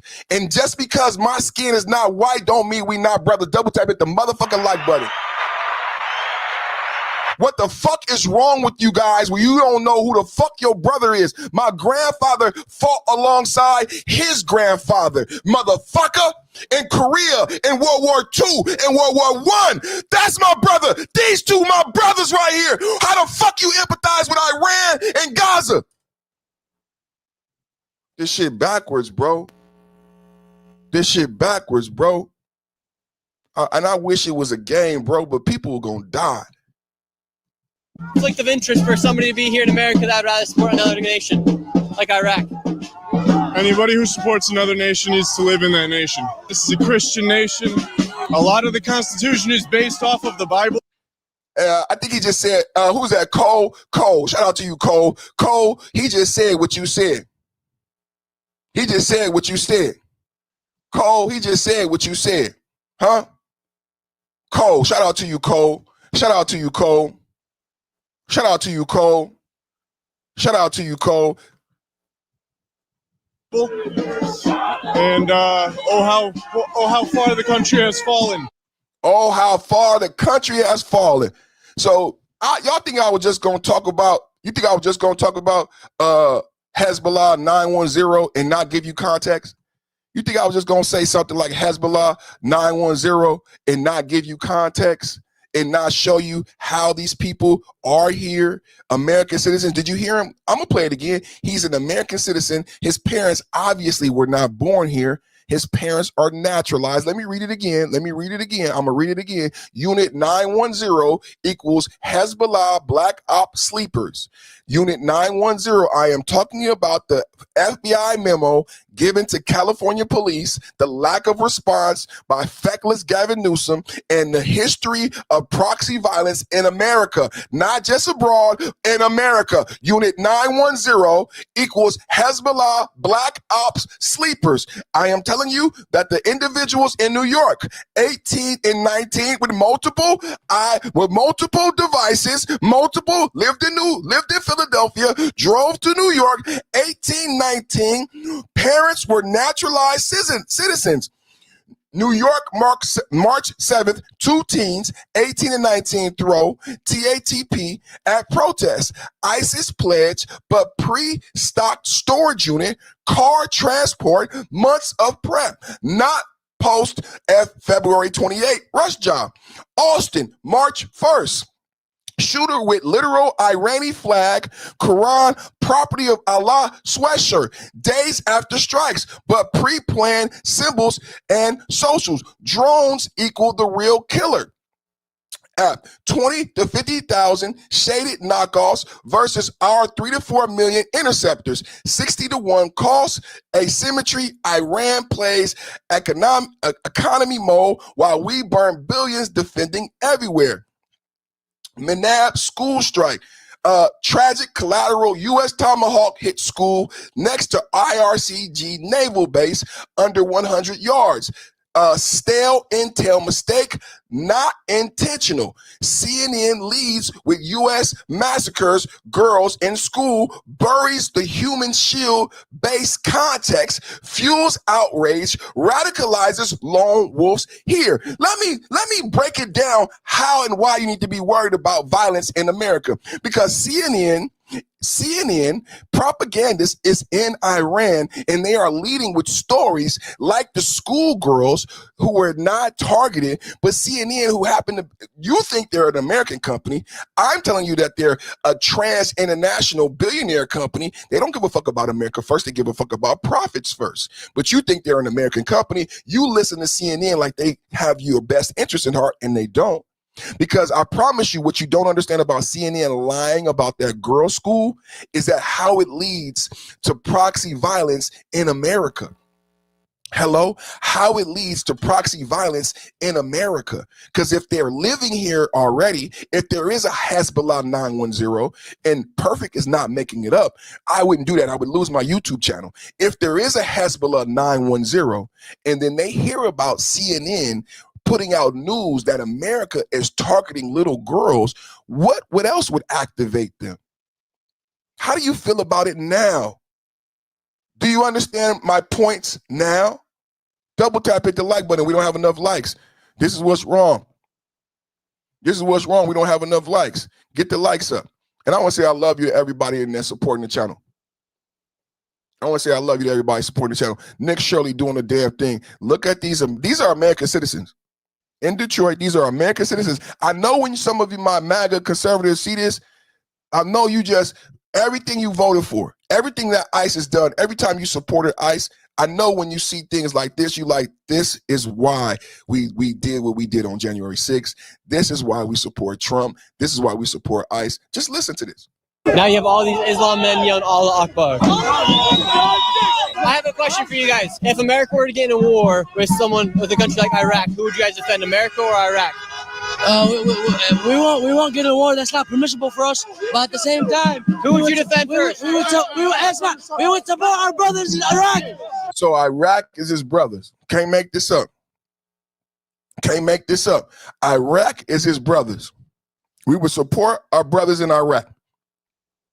That's what he said. We will support our brothers in Iraq. He's an American citizen, but just like the trolls, and this is what Iran knows about propaganda. They want blacks in America to do this also so they can divide. It's called divide and conquer. And Iranians are white. Can I get that? My chat is the best chat. You know what my chat told me last week? They said, perfect, Iranians are white. So why are black Americans empathizing with Iran? I have no fucking idea. Iranians are white, Shia, jihadi Muslims. They don't give a fuck about your black ass. Double tap, hit the like button. They do not give a fuck about your black ass. His brother, you are not his brother. I know I'm breaking somebody's black heart. So all you black Pan-Africans, all you black empathetic, all you African Americans, I know I'm breaking your heart right now. He just broke your heart. He ain't your motherfucking brother. I always wanted a brother. I always wanted a brother. Always wanted a brother just like you. Stupid ass. Akbar. I have a question for you guys. If America were to get in a war with a country like Iraq, who would you guys defend, America or Iraq? We won't get a war. That's not permissible for us. But at the same time, who would you defend first? We would support our brothers in Iraq. That's the only way. So you wouldn't defend America? We would not defend America. But you're American. We would not defend America. You know, in other countries like Israel, everybody has to go to the IDF. I like that. You know, they try to demonize Israel and demonize the IDF. How do you guys feel about it now? Don't you love context? I love my job. I love my fucking job. How do you feel about the IDF now? How do you feel about everybody? You know, Rihanna. Can somebody put in the chat where Rihanna is from? Is it Barbados? Is Rihanna from Barbados? Y'all remember when we first met Rihanna, and Rihanna had to go to the military because everybody in that, where she's from, everybody. So it's not just Israel who does this. There are a lot of countries besides America. When you turn 18, you have to do service. You know, when you're a Mormon, when you graduate, my wife was telling me, I'm in Northern California, and this football player, he's a great football player, and he's Mormon, but he's going to graduate high school. He's going to go to BYU. But before he goes and plays football for BYU, he's going to go on a mission, because you have to do that, right? How do you feel about the IDF? They poison you against Israel. I don't know why they teach us to hate Israel and hate Jewish people. How do you feel about the IDF now, knowing and looking at this, where he is saying, I support my brothers in Iraq. I would never fight for America. I think he should have to go back to Iraq. I think we should have something instituted like the IDF, like Korea does it too, huh? Korea does it too. Rihanna, Barbados. You know what I'm saying? If you're 18 and free Palestine, get the fuck out of here. You motherfucker, you, where the fuck you think you at, free Palestine? Get the fuck out of here. Free. This is the fucking propaganda. They attacked Israel. They attacked Israel. Hating Israel isn't hating Jewish people. Get your stupid ass the fuck out of here too. Get your stupid ass the fuck out of here too. Stupid motherfuckers. We got violence on American soil. I'm not playing with you motherfuckers. We have violence on American soil. We got these motherfuckers yelling Allah Akbar, saying fuck America. We gonna stand with Iraq, and you fucking in the chat. Fucking bullshitting. We in fucking war games, motherfucker. There's sometimes y'all piss me the fuck off. I want the days to come back that we proud to be America. That we proud to be American. I'm proud to be an American. What the fuck happened to us? What the fuck happened to us? And it ain't that we, this is the ignorance, bro. It's the ignorance, bro, that you are standing with people who don't even like. Bro, they kill their own people, bro. How the fuck you gonna stand with Gaza and Palestine and Iran? Bro, it's not even the fact that you hate America, it's that you so fucking stupid. Iran kills Iranians, bro. Iran to stay in power. The jihadist Muslim Ayatollah Khomeini rule with an iron fist, killing women, not allowing women to read, not allowing women to be educated. They rule with an iron Islamic fist. Who the fuck are you empathizing with? The ignorance is beyond me, bro. It's fucking beyond me, bro. And Tucker Carlson, bro, you let me down. Candace Owens, I love you. And Tucker, y'all letting me down because you are fueling the ignorance. There's so many dumb Americans who are listening to Tucker, who are listening. See, Tucker has more context than you. Tucker knows more than you. So Tucker does not give you the whole history. I do 3 hours. Tucker does 8 minutes. He's not I still love Tucker, but I know Tucker knows more than you. You take tidbits from that 8-minute video and you run with it like you know what Tucker is trying to teach, and you don't. You don't. That's why I started from 600 when Muhammad died. That's why, because I want you to be able to understand Tucker Carlson. So I start from 600 when Muhammad died and did not name a successor. And we have this split in Islam between Shia and Sunni. So you understand how the Shia came about, how and why they acquired power, and how they continue to keep power. If you don't understand going back to 600, if you don't understand going back to World War II, when Russia was the first ones to take over Iran, and we were okay with Russia running Iran because after World War II, we had not entered the Cold War. See, when Tucker is talking, Tucker family is in politics. Tucker understands Winston Churchill. Tucker understands the Cold War. Tucker understands Stalin, World War. See, Reagan, Gorbachev, Germany, Eastern, Western Germany, tear down that wall. Gorbachev, tear down that wall. There's so much. So Russia had Iran after World War II. We weren't upset. Patton, shout out to you, brother. Patton. So there's when Tucker is talking and how do you know the Shah is in America? Tucker talked about this after I did. I said it first because I was explaining to my audience who Ayatollah Khomeini is. To tell my audience who Ayatollah Khomeini is, I told them about the dirty Shah that was installed by the CIA and the MI6. And I also told him that the Shah's son is in America, that we got the Shah out. There was a dirty Shah. We took the oil because we said, fuck Russia. But remember, Russia was our buddies. But Russia stopped being our buddies because of the Cold War and communism and all this bullshit and the Red Scare. Then we take Iran and we install a dirty Shah. And then Ayatollah Khomeini comes to power in 1979 under a political promise, but then he lies to the people. Ayatollah Khomeini comes to power in a political promise. So Muslims and Iranians don't like when I say this. I don't give a fuck if you like it or not. To me and Americans, it's political. I know you want it to be religious.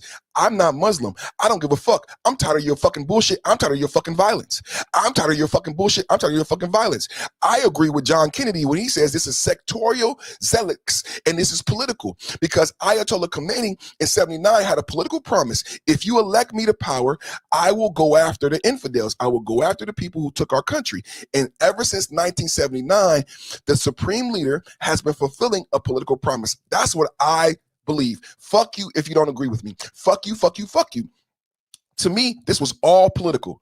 This was all sectorial. This was all, it never was about Muslim and religion to me, because going back to the 600s, when the Shia said that there's a different form of Islam and that I should be the ruler because I am related to Muhammad. What did we read? The motherfucker who said that wasn't even related to Muhammad. He was Muhammad's cousin / in-law. So it was all a lie and a power play going back to the 1600s. It's always been about power in politics. We shouldn't be involved. The only reason I agree with us being involved is because these motherfuckers have this jihadist ideology that is anti-me, and I want to protect my country and to protect my people. You motherfuckers need to understand that. Let me read this super chat. $1.99 from Block for Sure. Double tap at the like button. Double tap at the like button. Thank you for the super chat, brother. Thank you for the super chat, brother. Cole said they use religion to put a bubble around the political agendas. This is political. It's always been political. And Ayatollah Khomeini has been fulfilling, just like Stacy, just like Letitia, just like Fanny. This is lawfare. Letitia James ran for SDNY on what? I got some MAGA Knights in the audience. Double tap at the like button for all of my MAGA Knights in the audience, my deplorables in the audience.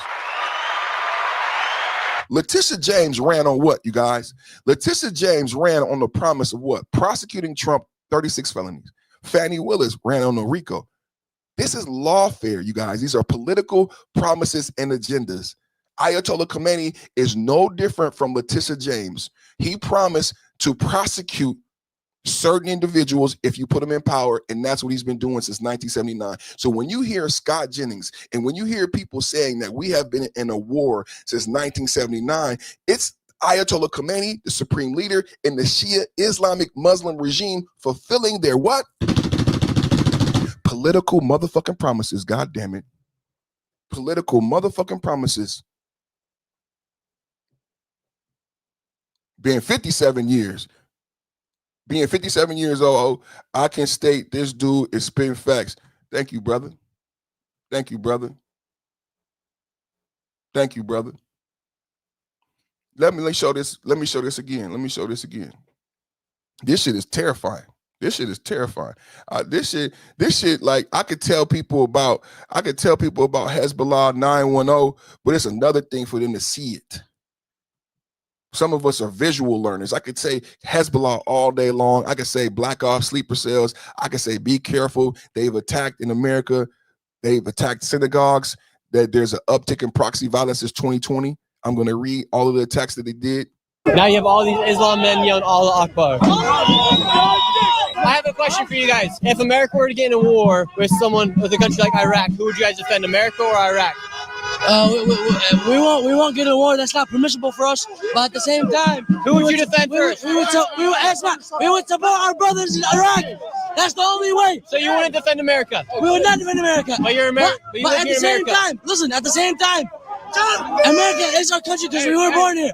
But in our Islamic book, we're not allowed to fight with people that are against our religion.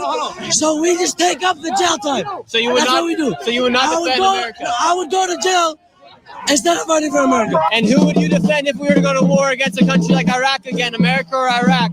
America. And should that be a troublesome conflict of interest for somebody to be here in America that would rather support another nation like Iraq? Anybody who supports another nation needs to live in that nation. This is a Christian nation. A lot of the Constitution is based off of the Bible. And how far the country has fallen. Oh, how far the country has fallen. Oh, how far. Unit 910 sleepers, Unit 910 Hezbollah Black Op ninjas. These dudes live normal lives in New York, Michigan, then bam, activation signal. We had teens throwing TATP IEDs in NYC protests, Austin shooter rocking Iranian flag, pre-planned, bro. Not inspired Monday. Iran's beef at war with us since 1979. Beirut barracks, 1,000 dead troops from proxies. Sleeper cells are real, and the Manage school clips are the recruitment ad. Double tap, hit the like button. The Manage school clips that CNN keeps showing are recruitment ads, because I don't know what side CNN is on. Quick notes. Total proxy funding. I've been educating you about proxies. Iran has poured $16 billion into their proxies since 2012. As I educate you this morning, Iran has poured $16 billion into their proxy since 2012, into their network pre-war establishment anti-flows, $1 billion across groups via IRGC quads, force, oil smuggling to China, exchange houses and crypto, oil smuggling to China, oil smuggling to China, oil smuggling to China, oil smuggling to China, oil smuggling to China. That's why we went to Venezuela. China, even with strikes gunning conventional forces, proxies reroute funds and produce locally drones cheap at $20,000 to $50,000 versus U.S. intercepts at millions. Influence and media angle. Proxies aren't just guns, they are political economic powers. Hezbollah / PMF in governments, propaganda arms, Iranian state media, press TV, proxy outlets, Al Madin, Al Manor, Al Misrad coordinate to push resilience, victimhood, schoolgirl clips, defiance versus U.S. aggression, drowning out facts and fueling global sympathy / domestic radicalization. Double tap hit the like button. Double tap hit the like button. Let's see this right here. Let's see this right here. Proxy group. Let me get that. Let me get this for you. This is a table I put together from my research I want to share with you guys. Proxy group, location-based annual funding from Iran, key weapons capability, regional global influence, media propaganda role. Cause I just want y'all to know how much I love y'all. This the effort I put into this shit. Hezbollah, Lebanon, state within state, including Unit 910, external ops, 700 million a year, right? Hundreds of millions funnel in 2025 despite war. Total proxy spend 1 billion in some periods. Key weapons and capabilities: 130,000 rockets. When I read that, it's almost unbelievable. Missiles, pre-war. They had this before war. For everybody saying Iran not gonna do anything to us. Iran's not gonna do anything to us. Iran's not gonna hurt them. Why do they have 130,000 rockets? Why do their proxies have 130,000? So Iran can say we didn't do it. I didn't do it. Huh? 130,000 rockets, missiles, pre-war, many depleted, drones, increasing resilience, post-2024, ballistic missiles, anti-tank, anti-ship systems, precision-guided munitions. Now, remember when we took that ship? Remember when we took that ship outside of Venezuela and it had that I said, where did they get that technology? Anti-tank, anti-ship systems. Remember when we took that oil tanker from Venezuela and it was on its way to Iran and China? Double type it the motherfucking like button. And it put up an alternate flag. Remember, it put up an African flag, and we learned that they had special software where they could hide themselves from ships and tankers. A Venezuelan oil tanker. Remember that, you guys? Yeah. Let's keep going. Houthis, Yemen controls the northwest. Ansar Allah, over 100 to 300 million a year. Weapons, tech, transfers, self-funded via oil and fuels. So why is Trump going after oil? Why is Trump going after oil? Self-funded via oil fees. One more time. This is an Iranian proxy killing Americans, killing Israelis who happen to be our partners and friends. I know you hate Israel. I know you hate Jews, but they are the only partners and friends that we have that can actually kick ass and actually kick ass. Because Spain is pussy, Denmark is pussy, France is pussy. Hit the like button. Houthis, $300 million a year, funded via oil. This is geopolitics that we're doing. Iranian designed drones, Shahed, Samad, Qusef knockoffs, cheap swarms, ballistic and anti-ship missiles, sea mines, local production, smuggling. This is regional global influence, deep political control of Lebanon. They now control Red Sea shipping, distribution attacks on global trade, long-range strikes on Israel and U.S. assets, threaten Gulf allies, ideological wild card. Who else is talking to you about this real shit? They just want to say, this war is not, this war is this, and this war is that. Why are they telling you about the Houthis and what the Houthis can do, have done, and able to do? Funded by Iran. Let's keep going. Let's keep going. Hamas and Palestine. Remember, somebody came in my chat and said, free Palestine, kiss my ass. I say America first. I say America first. I say America first and fuck everybody else. I'm not doing that. Fuck Palestine, fuck Gaza, fuck them all. Fuck them all. Come in my chat. Free Palestine, motherfucker. Get the fuck up out of here. Let me read this real shit. Hamas and Palestine, Islamic Jihad. God damn it, I can't even. I'm so fucking good. I'm too good. I'm too fucking good. Woo! What that say? Can you read it? If you don't, kiss my ass. Hamas and Palestine, Islamic Jihad, Gaza, Palestine. So now you know what happened October 7th.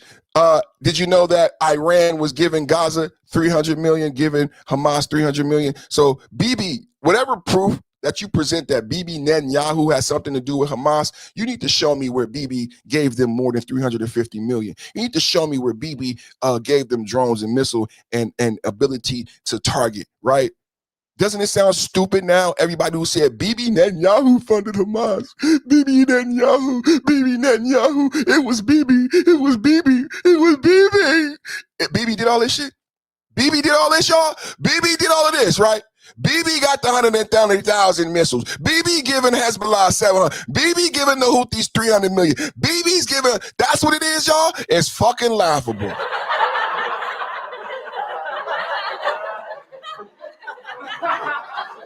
It's fucking laughable, right? And believe the fucked up part is Americans bought the shit, bro. Americans bought the shit, bro. Americans was like, yeah, BB did it. BB did it. And the barbershop, well, you know, BB Netanyahu is the bad guy. BB killed Charlie Kirk. BB Netanyahu is funding Hamas. And none of you dumb motherfuckers knew shit. No, it's not BB Netanyahu, you stupid. That's why all the people who came in my chat, I roasted them. I roasted the fuck out of them. Everybody came in my chat with that stupid shit because I knew they didn't know what the fuck they was talking about. They are leading with propaganda. The propaganda wants you to hate BB Netanyahu. The propaganda wants you to connect Jews and Israel and hate Israelis and then hate Jewish people, which is a fucking religion, you fucking dum-dum. That's the propaganda. What's the truth, everybody? The truth is Israel was attacked. And before October 7th, they had been constantly attacked because Joe Biden and the Americans left them. Why don't we just be honest? Why did Israel become more serious in their fight? Why did Israel approach this fight the way they did? Because America has been in the region for the last 20 to 40 years. We had a 20-year war with Iraq. We had a 20-year war with Afghanistan. When we left, Israel has been more serious at the way they've conducted and protected themselves because there is a lack of American presence in the Middle East, and they are by themselves. So yes, if you are Israel and your partners are no longer local, then you have to be a little bit more aggressive if you know the truth about what I've educated the audience today. If Israel already knew that Iran was funding proxies to the billions, if Israel already could predict when Biden became president, he wasn't going to back us up anymore. When Biden left Afghanistan, that would create a power vacuum in the region. And if we did not address the proxies seriously, they may have took out Israel when Biden was president. You guys don't get why Israel responded so seriously. You think Israel was doing genocide. No, Israel was alone. And they were fighting a war against not only Iran, not only Hamas, Gaza, and Palestine, but the Houthis and Hezbollah bombed them 160 times on October 8th and throughout. You only hear about October 7th. They bombed them October 8th and throughout. And so American media, somebody came in my chat today and said, free Palestine. Palestine doesn't want freedom. Palestine attacked Israel on October 7th, October 8th, and leading up to the October 7th attack, Palestine, Hamas, Hezbollah, and the Houthis had been attacking soft targets in the Middle East because there was a power vacuum. When you say peace, they didn't want peace. When Biden and they left, they wanted to get it cracking.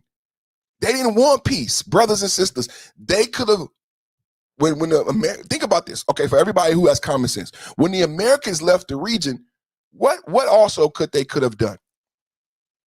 I know you hate the way I think because I'm too intelligent. When the Americans left the region, what else could they have done? This part pissed you off, right? Because it shows how Islamic terrorists work. This is the whole thing about sectorial violence, right? When the Americans left the region, gave them opportunity to what? Come together, be peaceful, but they didn't. When the Americans left, they chose violence. You know how the young people say they woke up and chose violence? When Biden left Afghanistan with his tail between his legs, they chose to get it cracking. And today, you know what I've been talking about today?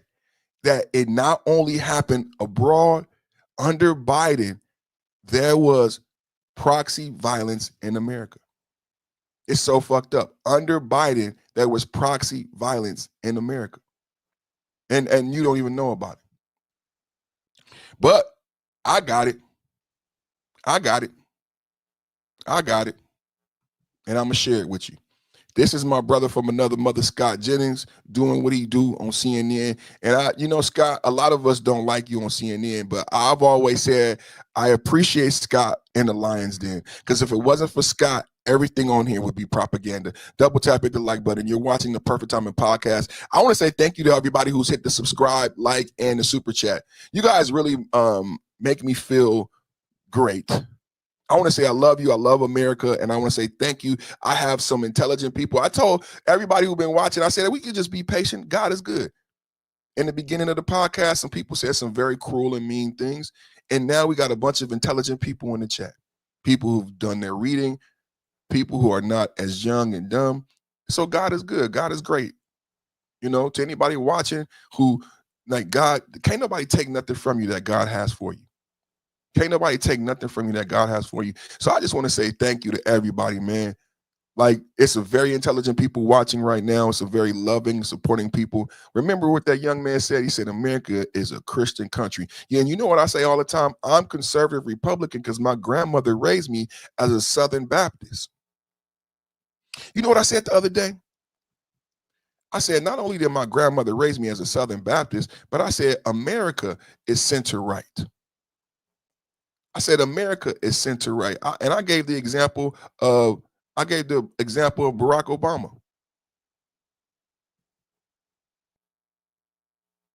I gave the example of Barack Obama. When Barack Obama in 2008 said no to gay marriage. We don't got to go back to the 1960s. When I say America is center-right, we don't have to go to the 1960s. Barack Obama in 2008 said no to gay marriage. America is center-right. So when everybody comes in my chat and said, I can't believe a black man feel, no, I can't believe you feel the way you feel. Barack Obama said no to gay marriage. I'm not the one that's the oddball. You guys are the oddball to me. America is center-right. No, he's not the standard. Obama's a piece of shit. Obama's not the standard, but he makes my argument for me. I use Obama to make my argument because people think I go back to the 1960s to prove that America is center-right. I want to use their Wakanda king. This is how you turn our argument on its head. This is how you win a debate. That's why I'm the host. And I love you for your support, but I got to check everybody. This is how you win a debate. You turn the argument on its head. So I use their Wakanda king. Right? The person, I am so in love with you. Obama do whatever he wanna do for the Dems. I use their black Wakanda king to piss him off and to prove my point. America is center-right. Even your black Wakanda king recently in 2008 said no to gay marriage. There's no refuting me when I say America is center-right. So I use their black king. I don't go to Trump because Trump is a conservative Republican and the greatest. No, I want to turn the argument on his fucking face. So I use a liberal Democratic black Wakanda king and what he said about gay marriage to prove to them America is center-right, even by liberal Wakanda king standards. Even by your liberal Wakanda king, Wakanda, your black mama, even he said no to gay marriage in 2008, supporting my argument that America is center-right, not the Democrats, not the Republicans. All of America is center-right. And Tim Walz and Gavin Newsom with the secret discussions, Gavin Newsom having secret discussions with our children about transgender. Remember, thank you, Trump, for being the best president. Gavin Newsom, California had a law where you could have a secret conversation with my son about chopping off his pee-pee. California had a law, a secret. And I, as a father, I would not know. And when my son came home with no pee-pee, I would have to call him Susan. And if I did not call him Susan, they would take away custody. Secret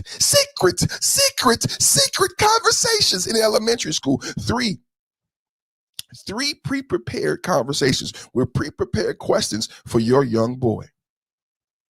It was a law in California. Do you want Californication for the nation? Do you want Gavin Newsom to be president so he brings these secret conversations to Michigan? So he brings these secret conversations to Iowa?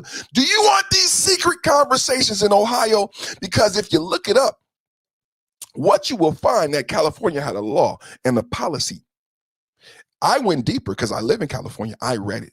See, what the news media didn't tell you about the law in California is that there were 3 conversations, pre-prepared questions, and they happened incrementally through the elementary school years, one at the very beginning in kindergarten, one in the middle, one at the end, and the questions would get more severe on whether or not you wanted to cut off your pee-pee. These were secret conversations by law. Supreme Court under Donald Trump threw that shit out. Double tap at the like button. Supreme Court under Donald Trump got rid of that shit. Supreme Court under Donald Trump got rid of that shit. Did y'all know any of this?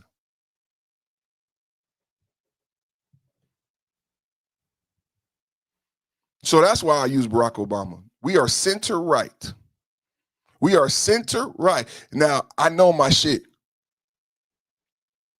Now that you hear me talk my shit, you know I know my shit. How many of you know about the Supreme Court? How many of you knew about these secret conversations in California? When I asked, do you want Californication for the nation? How many of you knew? Just raise your hand, just put a 1 if you knew. How many of you knew that under Donald Trump and Trump's Supreme Court struck it down? How many of you knew that? See, this channel is important to me. I can't lie on here, you guys. I can't lie on here. You can't do that on YouTube. I'm talking about politics. I can't lie. Did you know that California had these secret conversations? That it was a law, and that when Gavin Newsom becomes president, he's going to bring it to you nationwide. You ready for that? Is that what you want? I'm not even going to yell. I want to know for real. Because it was a law. Gavin Newsom supports this. Is that what you want? Because when you vote for Gavin Newsom, that's what you're going to get. You're going to get these secret conversations in your school where parents don't have a right.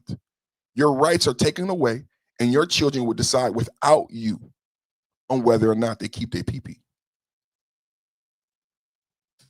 Now, under Donald Trump, my president, the greatest president to ever live, the Supreme Court said California can't do that. It violates the 14th Amendment. It violates my right as a president, as a parent. Thank you, Donald Trump, the greatest president to ever live. You know, Donald Trump got us out of Title IX. I don't hear one Democrat or liberal saying we need Title IX on colleges anymore. Thank you, Donald Trump, the greatest president to ever live. If a Democrat is reelected, you will have Title IX back on college campuses, and your children, your sons, won't be safe at college. Charlie Kirk, rest in peace. You know Charlie Kirk's biggest thing? Charlie Kirk wanted men, American men, to feel comfortable at college and church. American men no longer feel comfortable going to college or going to church. Can I have a talk? Can we have a talk? I love Charlie Kirk. And you know what I hate? All of the black people who has something negative to say about Charlie Kirk. Do you know why? Because I'm a black content creator. And you know what I know about Charlie Kirk and me? Charlie Kirk was not platformed until after his unaliving. In order to see a Charlie Kirk video, you had to go find it. How many people knew that? That's why people like me were so pissed. All those black people who claimed to be angry at Charlie Kirk's words never even knew who the fuck he was. He was not mainstream. He was not Nick Shirley. He was not Nick Fuentes. Charlie Kirk was hidden. You know who else is hidden to this day? Steven Crowder, where Charlie Kirk got his style. Louder with Crowder in the Mug Club. You have to go to Rumble to watch Steven. Charlie Kirk was the same. You didn't see Charlie Kirk all over YouTube. You had to go look for his message. You don't see Crowder all over YouTube. You have to go look for his message. So when people were saying Charlie Kirk this and Charlie Kirk that, I was so upset, bro. I'm like, you don't know Charlie Kirk. He believed in God. He helped Candace create Brexit. He has black Republicans who are his friends, who travel with him. Why would he help black people understand the Democratic plantation? Why would he help Brexit if he was racist? Donald Trump. Why would Donald Trump stop the MMR if he was racist? You didn't listen to Charlie Kirk. Just be honest. Just be honest. He was not mainstream. He mainstream now. You did not listen. You don't even know. I promise you. I know it for a fact. It hurt my feelings. That's real propaganda. They never heard Charlie before his death. And after his death, they only heard negative sound bites created by the TDS group. It was hurtful. It was very hurtful. As someone who had love and respect for Charlie, who knew he was not racist, who knew that when the Democrats tried to make him racist, who would that help? Making Charlie Kirk something he's not doesn't help. It doesn't help us find this killer. It doesn't help America. Charlie Kirk believed in God, bro. God, country, football, bro. Charlie Kirk wanted men to feel comfortable in church, getting married, going to college, serving their country. He had a very specific message. And it's such a simple message that it could get you upset. Charlie Kirk's message was so simple, it could get you upset that people would try to pervert it. It's not even a complicated message, bro. God is the greatest. Love your wife, love your kids, love your country. Men, start going back to church. Take the church back. Take the colleges back. Men, take the church back. Take your wife back. Take your kids back. See, this is I think was the most dangerous thing about Charlie Kirk, because he was telling men, take the church back. Take your wife and kids back. Men, take the church back. Take the church back. Men, take the church back. I hope you hear me. Men, take the church back. Men, take the church back. Take college back. Take America back. Men, please. It was a simple message, a powerful message, but a simple message. A simple message, but a powerful message. Trayvon Martin, man. Trayvon Martin was murdered by, what's his name? Trayvon Martin was murdered. As a black father, you know what hurt me the most about Trayvon? Any black fathers? You know the CDC said black men are the best fathers. Trayvon wasn't hunting. Trayvon was murdered. George Zimmerman was hunting. Trayvon was just an angry kid walking with some candy. George Zimmerman was hunting. It's kind of perverted the way you flip that. It's kind of like the people who think Israel, Palestine needs to be empathized with. George Zimmerman was actually hunting on the phone. They told him to stop hunting. George Zimmerman was the one actually hunting. They told him to stop hunting. That's perverted that you get there. That's really perverted that you get there. When the facts are, he was walking, didn't know anyone was following him. George Zimmerman was following and hunting on the phone, and the phone person said, "Are you following him? You can't do that. Stop. You can't do that. Stop." The person on the phone said, Are you following him? You can't do that. Stop." That's kind of sick that you think that, bro. That's kind of sick that you think that. I don't know why you think that. That's kind of sick that you think that. But what I will say as a black father, what bothered me about Trayvon is that And this is what I say to a lot of black fathers and black mothers, because we have an issue with our black children. I say, if Trayvon Martin lived with his father, it never would have happened, and George Zimmerman would have gone to jail if something had happened. I'm going to repeat this, and this is a complex thing for some people. If Trayvon Martin lived with his father, because I'm a black father, I come from affluent. I work for Kaiser for 15 years. Then I work for hospitals. I make over $100,000 a year. I have multiple EPIC certifications. I do presentations for doctors and chiefs and nurses and the heads of the hospital. I work in IT, hospital IT, hospital tech, telemedicine. That's my specialty, telemedicine. So I made a lot of money in my corporate career. I related to Trayvon Martin's father. Trayvon Martin's father is like me. He made a lot of money. He did well for himself. He bought a house in suburbs, got remarried. His son went to college. Trayvon Martin's older brother was in college when Trayvon was unalive. Trayvon was visiting his father's affluent HOA. Right now, I live in the same type of neighborhood. Right now, I live in the Trayvon Martin neighborhood. I talk about it all the time. You might be new here. I live in the HOA. Right out this window is a Sacramento River and a park. On my street are 100 trees. My wife is not black. She's Sicilian. When we came here, she said she picked this place because there's so many trees, and she explained to me the property value goes up by as many trees are in the neighborhood. There's over 100 trees on my block, 5 or 6 trees on my property.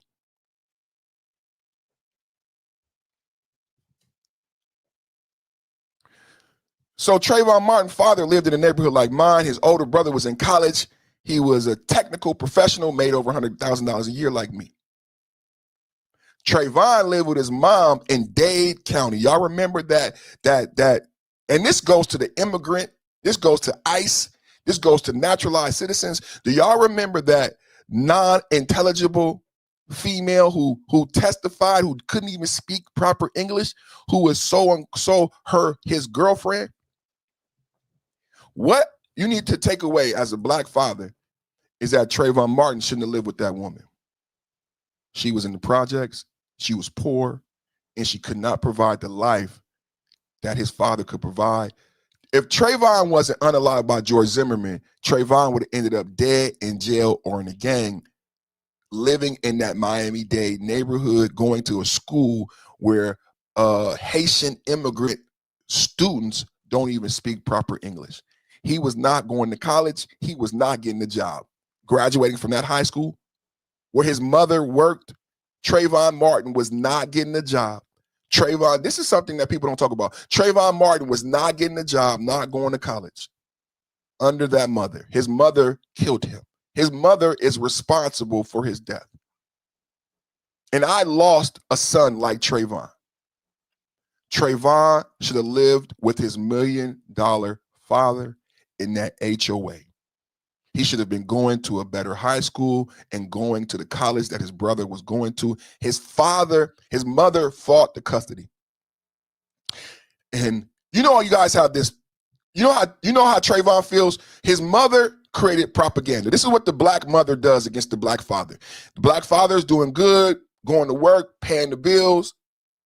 Son, come live with me. Nah, fuck you, dad. Mama said you ain't shit.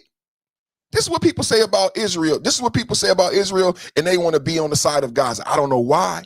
I don't know why Trayvon Martin was on his mother's side. His mother was not on his side. So Trayvon Martin goes to visit his father angry. Like a lot of people don't like Israel, don't like Jews. He goes to visit his father angry. His father goes out. His father tells him not to leave. Don't leave your brother. He leaves anyway. He's angry. He's wearing a hood, and he's angry walking around, not paying attention in his mind because his narcissistic mother has him traumatized. He doesn't even want to be in this nice neighborhood. He wants to be back in Miami-Dade around the N-words, doing hood rat shit with my girlfriends.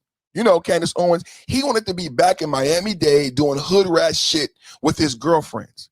He was very angry that he had to come visit his father. He didn't want to be there. It makes me cry, bro. I'm crying inside right now because this is my real life. I live this real life.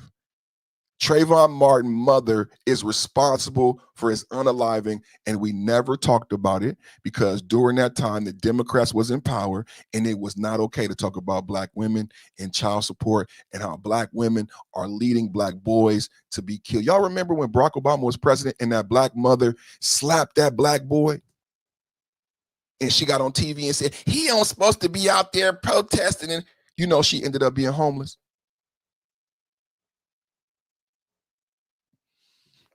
Only thing I asked about Trayvon is why didn't he live with his father? The only way you understand Trayvon is if you understand the child support system. And now white men are being, when you get, so Trayvon Martin leads us to Kyle Rittenhouse. Trayvon Martin flows into Kyle Rittenhouse because now white men are being plagued with child support.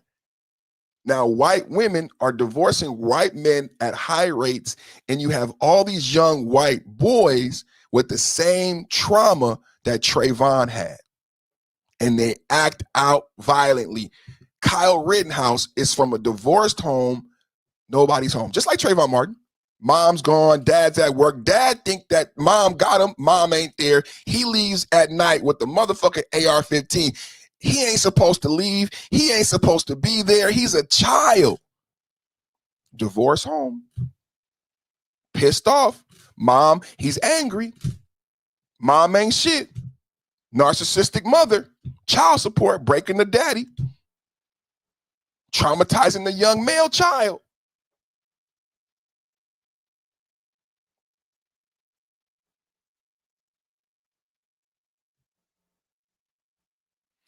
If he was living in that neighborhood, the reason why George Zimmerman, and this gives George Zimmerman some bail, if he was living, and you must be young because your intellect is just not with us today, bro. Your intellect is not there, BK. Your intellect is not there. If he lived in that neighborhood, he would be a member of that community. George Zimmerman would have went to jail. And George Zimmerman would have recognized Trayvon. Trayvon would have been a basketball player. He would have went to a local high school. He wouldn't have had on that hood. George Zimmerman would have been forced not to be able to be violent because he knew he would deal with differently. If that was a kid who he knew his dad and knew and lived in part of that community, he would know because he tried to be a police officer before, the consequences would be different. Because the neighbors didn't know who Trayvon was. No one knew who he was. He wasn't a member of that community. George Zimmerman was able to say he was a stranger. If Trayvon lived there, and that's the part that's perverted to me, that you don't get that context. If Trayvon lived there, the entire narrative shifts. That's it. It's not even complex. We don't have to go deep. If Trayvon lives there, George Zimmerman has to have a different defense. It's not stand your ground. That's it. It ain't some stuff ain't that complicated. It's just that I know the racial bias makes it hard. Because it's the Democrats do this. The Democrats make you look at everything through racial lenses.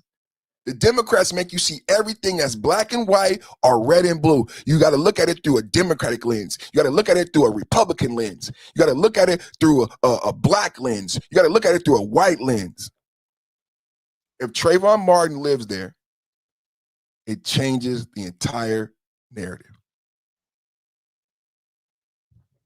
Whether or not the crime happened, that's on God. Whether or not the crime, that's George Zimmerman. And George Zimmerman should not have been being, George Zimmerman should not have been being a fake neighborhood watch. Right? That's what led to the crime. George Zimmerman having a gun when he shouldn't have had a gun, listening to a police scanner, doing a bunch of weird shit. He later pulls a gun on his wife. He later pulls a gun on his father. George Zimmerman is just a weirdo. Everybody shouldn't have a gun. He couldn't become a cop. The weird part is are you guys losers in the chat? Because a lot of times, like, I'm a winner. I've always been a winner. It's easy to identify a loser when you're a winner. Like, y'all can't identify George Zimmerman as a loser. You must be a loser. That's all I can say to anybody in the chat. Like, you got to be a loser. George Zimmerman is a loser. Winner, I'm getting pussy. I'm eating a big steak, about to get some pussy. I'm not in a car chasing a 16-year-old. That's a loser. Remember, he pulled a gun on the bitch probably because he wasn't fucking her. Because his dick don't get hard. He not making her come. I'm getting pussy. I'm about to get some pussy or I'm eating a steak. I'm a boss. I'm a boss. I'm a boss. I live a boss life. I'm a fucking boss. I'm getting pussy. That's how I know I'll be some kids and be some losers. The conversation be cool, then it be kids and then be losers. Y'all must be kids and losers. Real men, real bosses. I went to work that day. I got money. I got a big screen. I got my wife, my big booty Sicilian wife making me a steak. I'm watching my big screen that I paid for by going to work. I got a cold beer. I'm eating a steak. After I eat my steak, I'm going to wash my dick so I can get it sucked and get some pussy. I'm not going to sit in a car. I'm going to help my son do his homework. We're going to practice baseball. We're going to do some taekwondo. I might read some books, Absolute Batman comic books. We're going to the comic book store tomorrow to go get Absolute Batman. I am not in a car. Y'all hear me? Who got the Absolute Batman?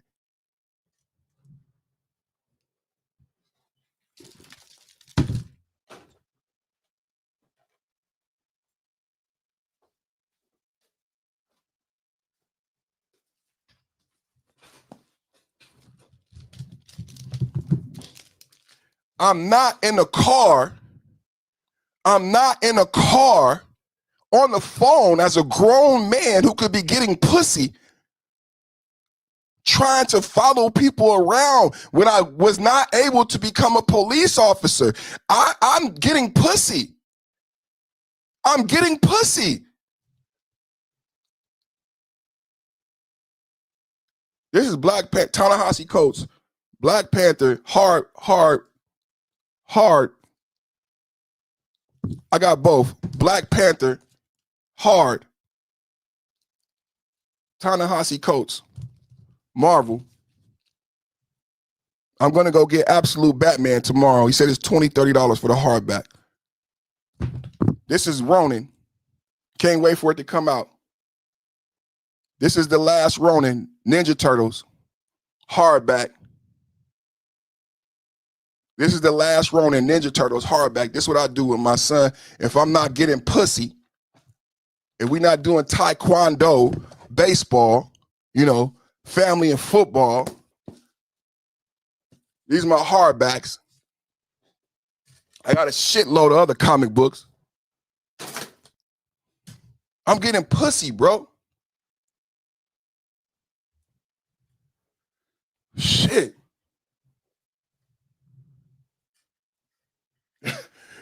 He's a loser, man. George Zimmerman is a loser. He couldn't be a cop and he not at home eating a steak, playing with his kids or getting some pussy. Absolute Batman. And if I'm not doing Absolute Batman or any of the things I said, I might be in my studio. I might be in my studio. Look at this. For all of my heads out there, I got some fly shit. I'm a fly motherfucker. I got some fly shit. Anybody got one of these lunch pails? One of these slugger lunch pails? Huh? Anybody got one of these? Huh? Full of pre-rolls? Anybody got one of these?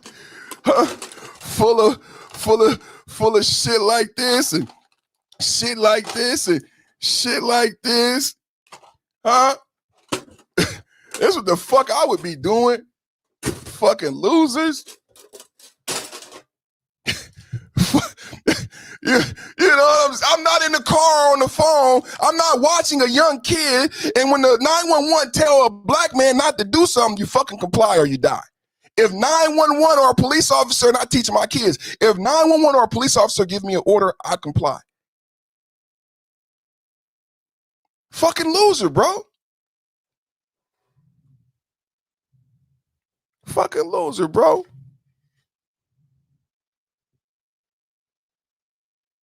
I got Thor. I got the Thor hardback. You know what I recently got? And my son took it. I got the Thor Ragnarok, the big one. The Thor Ragnarok. My son took it. It's like, man, I love my son, my favorite. I got my son and my daughter. They both my favorite. But, man, I've been looking for Thor Ragnarok. And he took it. Man, I got all type of shit. There's Splinter. He came in the can. This Splinter, he came in the can.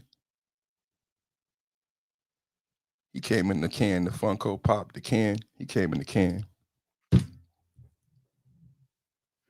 Let me show you my other video I got for you guys because my wife, we got to go to dinner. I got to go to dinner. Let me show you this other video. I love you guys. You guys been doing so great today. And the same thing happened when we saw 9/11. That was because of the United States involvement in the first Gulf War and had a long-term effect. The U.S. I'm not blaming the United States. I'm saying that. Sounds like I'm it. saying that what? Well, let me finish. Sounds I'm like saying that when we take actions across the world, that there are consequences that we don't anticipate that can happen years later. And so when we wonder why people are coming after us, attacking us, because maybe because we're attacking them. What did the first World Trade Hold Center on. bombing? What was the cause of that one? I'm sorry. What was the cause of the first World Trade Center bombing? I think that's irrelevant to this moment. He I think brought the up- point he is, just- I'm probably Gulf War #1, but I mean, that's not the point. we're getting away It's from the point. Yeah, yet. I mean, You know, look, I just to The grievances decenter us go here. back. The whole point is that the things could happen basic, later the on. basic concept of Well, play out actions and consequences, and some actions having unintended consequences.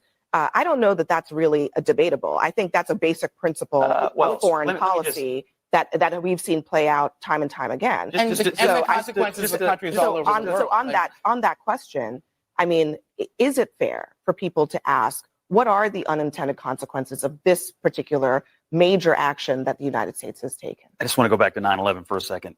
The idea that the United States had it coming Never said that. is Never insane. said that. Don't put Okay. words in my mouth. You Just- did. no, You just- literally I invented it. never said You that. literally Let's wasn't the have question. a no He didn't say conversation. that. Let's have a no He didn't conversation. I'm sorry. Okay. I'm not going to allow you to said- sit here and lie about you what I just said. We did Scott, something that caused it. Scott, I don't even know why you're. I mean, we're going to roll the tape later. And Yeah, everybody Because the reason I know why you're doing this, because this allows you to deflect attention from the fact that your president, Donald Trump, has no idea what he's doing in Iran. He's caused the Sure death. he does. He's caused the deaths of 7 U.S. service members.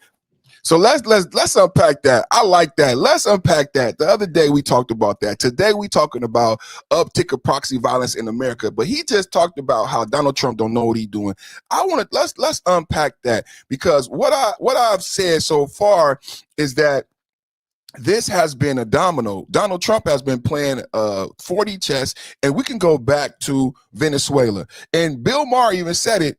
If Donald Trump gets Venezuela, Cuba, and Iran, Donald Trump would deserve the Nobel Peace Prize. So why do I say Cuba? This gentleman, this black guy here, he should watch my channel, because what I said is we went to Venezuela was strategic. We didn't go to Iran first. To support my argument and to counter what he just said, he said Trump does not know what he was doing. I argue that if that were true, we would have went to Iran first. How many people can logically, mathematically get there with me?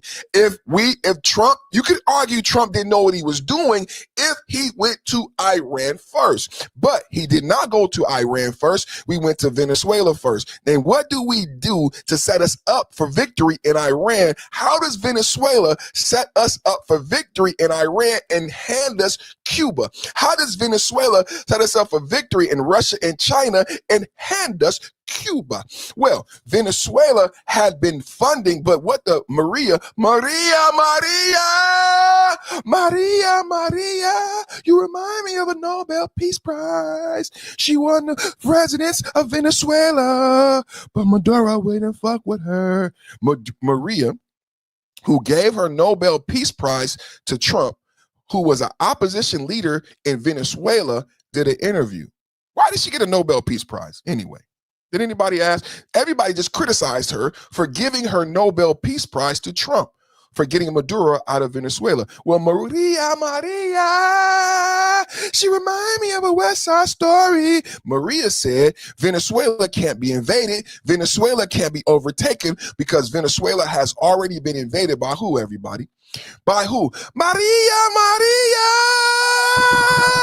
you remind me of a West Side Story.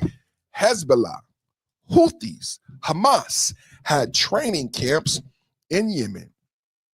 Hezbollah, Houthis, and Hamas had training camps in Yemen. Did you know that?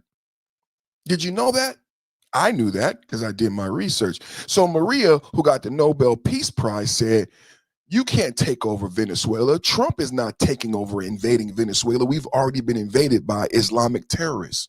We ship them oil. We trade oil and arms with Islamic terrorists. They have training camps. How do you guys think? This is what I said. It's logical. This is not hard to get there. It's not hard to get there. How do you think cartels become militarized? Americans not training them. I know some leftists would like to tell you that. How do cartels become militarized? Well, they were being trained by Hamas and Hezbollah. Did you guys know that? Iran. Well, now we learn that when I showed you my graph that the Iranian proxies are making millions by smuggling oil. I showed you my graph that the Iranian proxies are making millions by smuggling oil. And I pointed to the Venezuelan tanker that had the ability to switch flags, and the Venezuelan tanker that had that special technology where it could hide from our surveillance. And now come to find out that Iran, like Duran, Iran, is the one supplying the technology. Iran is the one giving Hezbollah billions of dollars. Iran is the one who funded Hamas. Iran is the one who funded the Houthis, who took over the Red Sea shipping and shut it down and bombed the Red Sea. Iran, motherfucking Iran. But wait though, so we take Venezuela, we stop oil tankers who are going to Iran to go back channel to China, but where else is oil going from Venezuela? Oil is going to Cuba. So ever since, I don't know how many of you know that because a lot of new people are here, but ever since we took ever since we took Venezuela, Cuba has been without oil. Cuba is slowly dying like a grape withering on the vine. Tammy!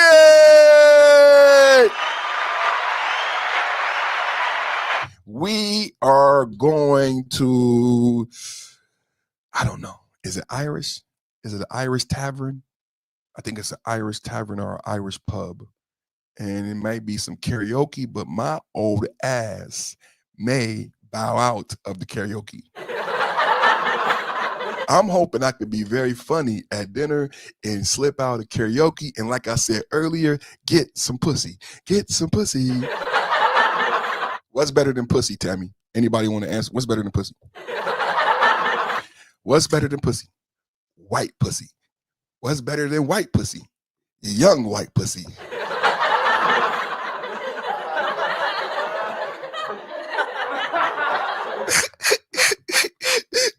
Scratch that. Don't listen to that. Don't listen to that. Don't listen to that. Don't listen to that.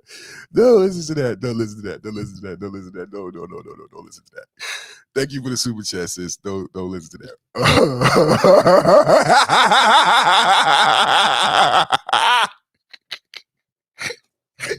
They already called me Uncle Ruckus. Remember Uncle Ruckus was salivating at that white thing? Uncle Ruckus in that white pussy. That Uncle Ruckus was like...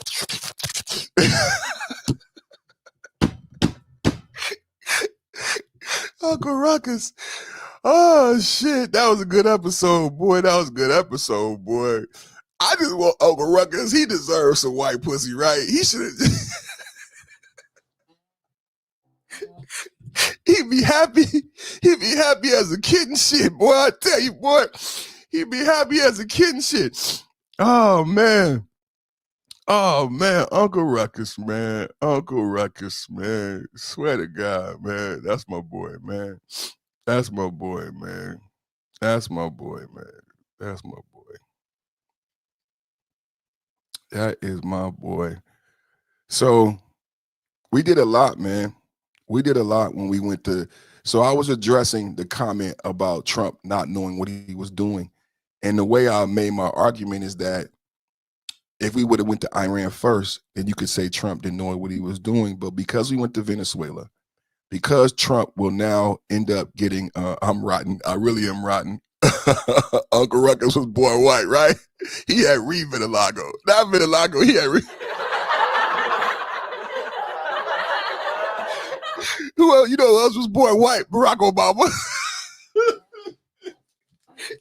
They had to name that boy Barack. Barack Obama didn't get no color until he was 17. Barack Obama didn't have no color, no pigmentation until he got to Hawaii.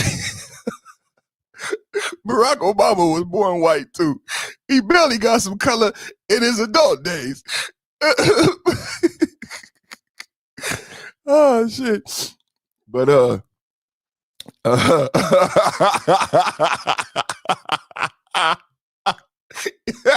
as a white man, as a white man, as a white man. And you know what else? You know what else I be teasing Barack Obama about?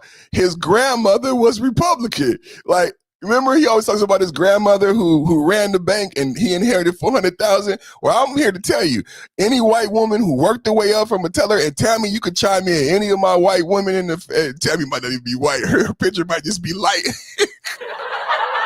But any of y'all can jump in the chat. Any white woman who worked her way up from being a teller to being the head of the bank is not a motherfucking Democrat. She not voting for her money to be taken. She not voting for her taxes to be given away or her inheritance. That's how you got the 400,000, Barack Obama. Barack Obama not only was born white, light, and bright, and did not get any color until he went to Hawaii. Barack Obama's white grandmother voted Republican. Double tap at the like button. Double tap it. Ain't that some shit? He come from some fucking Republican conservatives, bankers. Barack Obama comes from conservatives, bankers. And his father was a Kenyan diplomat. Nobody Republican. And he went to Harvard Law. He knew he could win as a Democrat, y'all. So he's saying that Trump didn't know what he was doing by going into Iran. My argument is Venezuela has been without power for 2 months. Mark Rubio is in back channel talks. I mean, Cuba has been without power since we took Venezuela. Cuba was in blackouts and dire straits in January. February, they hit equilibrium. It's the middle of March. People in Cuba on the verge of starving. So Cuba has been this communist thorn in our side for how long? Trump is going to get Cuba to go do regime change without one troop on the ground. Is he the best president ever? Is Trump the best president ever? Now, you could get mad and say it's cruel. Now, we stopped all oil going to Cuba. Cuba has 18-hour blackouts. Schools and hospitals are shut down, and they are running out of food. Trump put a tariff warning to China and Mexico. If you try to give Cuba food, water, or oil, I will lodge a hefty tariff. So Mexico and China are hands off. And the whole world is watching. Well, not watching, because most of the liberal Democratic purple hair protester trolls don't even know real geopolitics, which is why this idiot said Trump didn't know what he was doing. He doesn't understand that Cuba is going to starve itself back to capitalism. So Mark Rubio, secretary, can we get Rubio 2028, Rubio Vance 2028 in the chat? Mark Rubio is in back channel conversations with Cuba to strike a deal, to get regime change and to get the communists out of Cuba. In exchange, to open you guys back up to get oil. But if you make this deal with America, you don't just get oil. We're going to end the embargo. Do you guys know what's going on in Abu Dhabi? Do you guys know what's going on in Abu Dhabi, the Donati lobby? Jared Kushner, Steve Witkoff are in trilateral talks with Russia. What What got Macron upset? What has the EU and NATO falling apart? Well, Russia is being invited back to the table. Russia is being invited back to the table. I say again, Russia is being invited back to the table. Ain't that ironic? Russia invades Ukraine, and the way we get peace is we invite Russia back to the table, global peace, because now Russia is now going to use the American dollar, petroleum dollar, after Venezuela, after Iran, after Ukraine. See, no one is paying attention to the dominoes.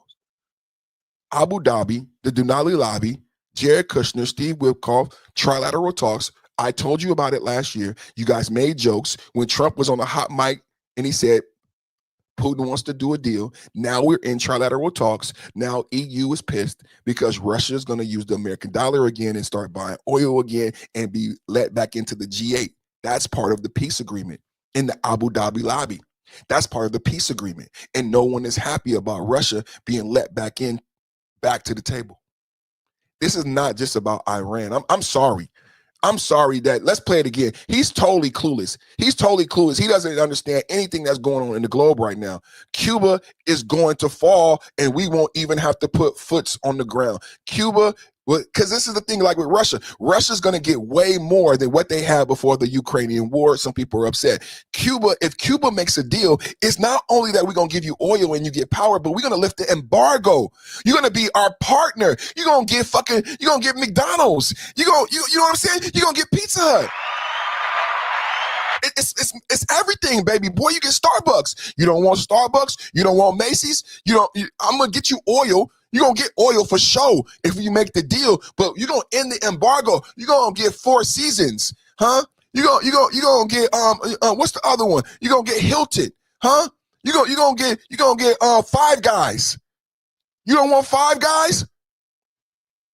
This is a hell of a bargain. This is what's going on in Abu Dhabi, Denali lobby with Russia. It's not that you get the Donbass. We got to go make you give up the Donbass region. But Russia, we want to be friends again. Russia, we want you to come back into the G8. Russia, we want you to spend American dollar. Fuck BRICS. Fuck BRICS. So if Russia, if Steve Witkoff and Jared Kushner is successful in the Abu Dhabi lobby, what does that do to BRICS? There is no more BRICS. And just in 2022, they had you terrified of BRICS. And China. You were afraid to even say it. China. Say it in the chat right now. Hashtag China. You were afraid to even say it. The Chinese are coming. The Chinese are coming. China. What happens to BRICS if we get Russia on our side? What happens to the EU? We don't need the fucking EU. We don't need fucking NATO. Fuck NATO. NATO doesn't give a shit. NATO don't pay their fair share. NATO ain't with us in the fight. Fuck NATO. We got Israel and we got Russia. Both of them are nuclear. Both of them are fucking ready to go. Fuck NATO. Fuck Europe. Fuck them. Fuck them. Fuck them. For those of you who don't know what's going on in geopolitics, we saw in 9/11. That was because of the United States involvement in the first Gulf War and had a long-term You're blaming effect. the U.S. I'm for not 9/11? blaming the United States. I'm saying that. Sounds like I'm it. saying that what? Well, let me finish. Sounds I'm like it. saying that when we take actions across the world, that there are consequences that we don't anticipate that can happen years later. And so when we wonder why people are coming after us, attacking us, because we're attacking them. What did the first World Trade Hold Center on. bombing? What was the cause of that one? I'm sorry. What was the cause of the first World Trade Center bombing? I think that's irrelevant to this moment. He I think brought it up. No. Did y'all hear that? I love when we listen to the video over again. Let's extrapolate some things, because this is some young people won't remember this. Some young people won't remember this. 9/11 did not happen in the vacuum. October 7th did not happen in the vacuum. I've argued today that Iranian proxies were emboldened by the failures of Biden in Vienna and in Afghanistan, and 9/11 didn't happen in the vacuum either. They attacked the World Trade Center before. You guys, I know a lot of young people, but most of my audience skews a little bit older. My brother earlier said he's 57. Me and you are the same age. So me and my audience skew a little bit older. Does everybody here remember when they attacked the World Trade Center the first time? He's asking this dum-dum, why did they attack the World Trade Center the first time? I bet some of you probably forgot that the World Trade Center was attacked twice. It was attacked before 9/11. That can happen years later. And so when we wonder why people are coming. So this discussion that we're watching Today we're talking about Hezbollah 910. Let's put it in the chat. Can I get 910 in the chat? We're talking about Gavin Newsom's lack of action. We're talking about the FBI memo. I read the FBI memo warning California that there are terrorist sleeper cells in America and to be prepared. Gavin Newsom's lack of response, just like the fires, just like homelessness. So he is talking about how when we go into Iran, it may instigate violence domestically. Too late. We already arrested 2 guys in New York. I've been saying all week, there are sleeper cells. There are sleeper cells. They are awakened. Father, the sleeper has awakened. Father, the sleeper has awakened. This is what my whole show is about.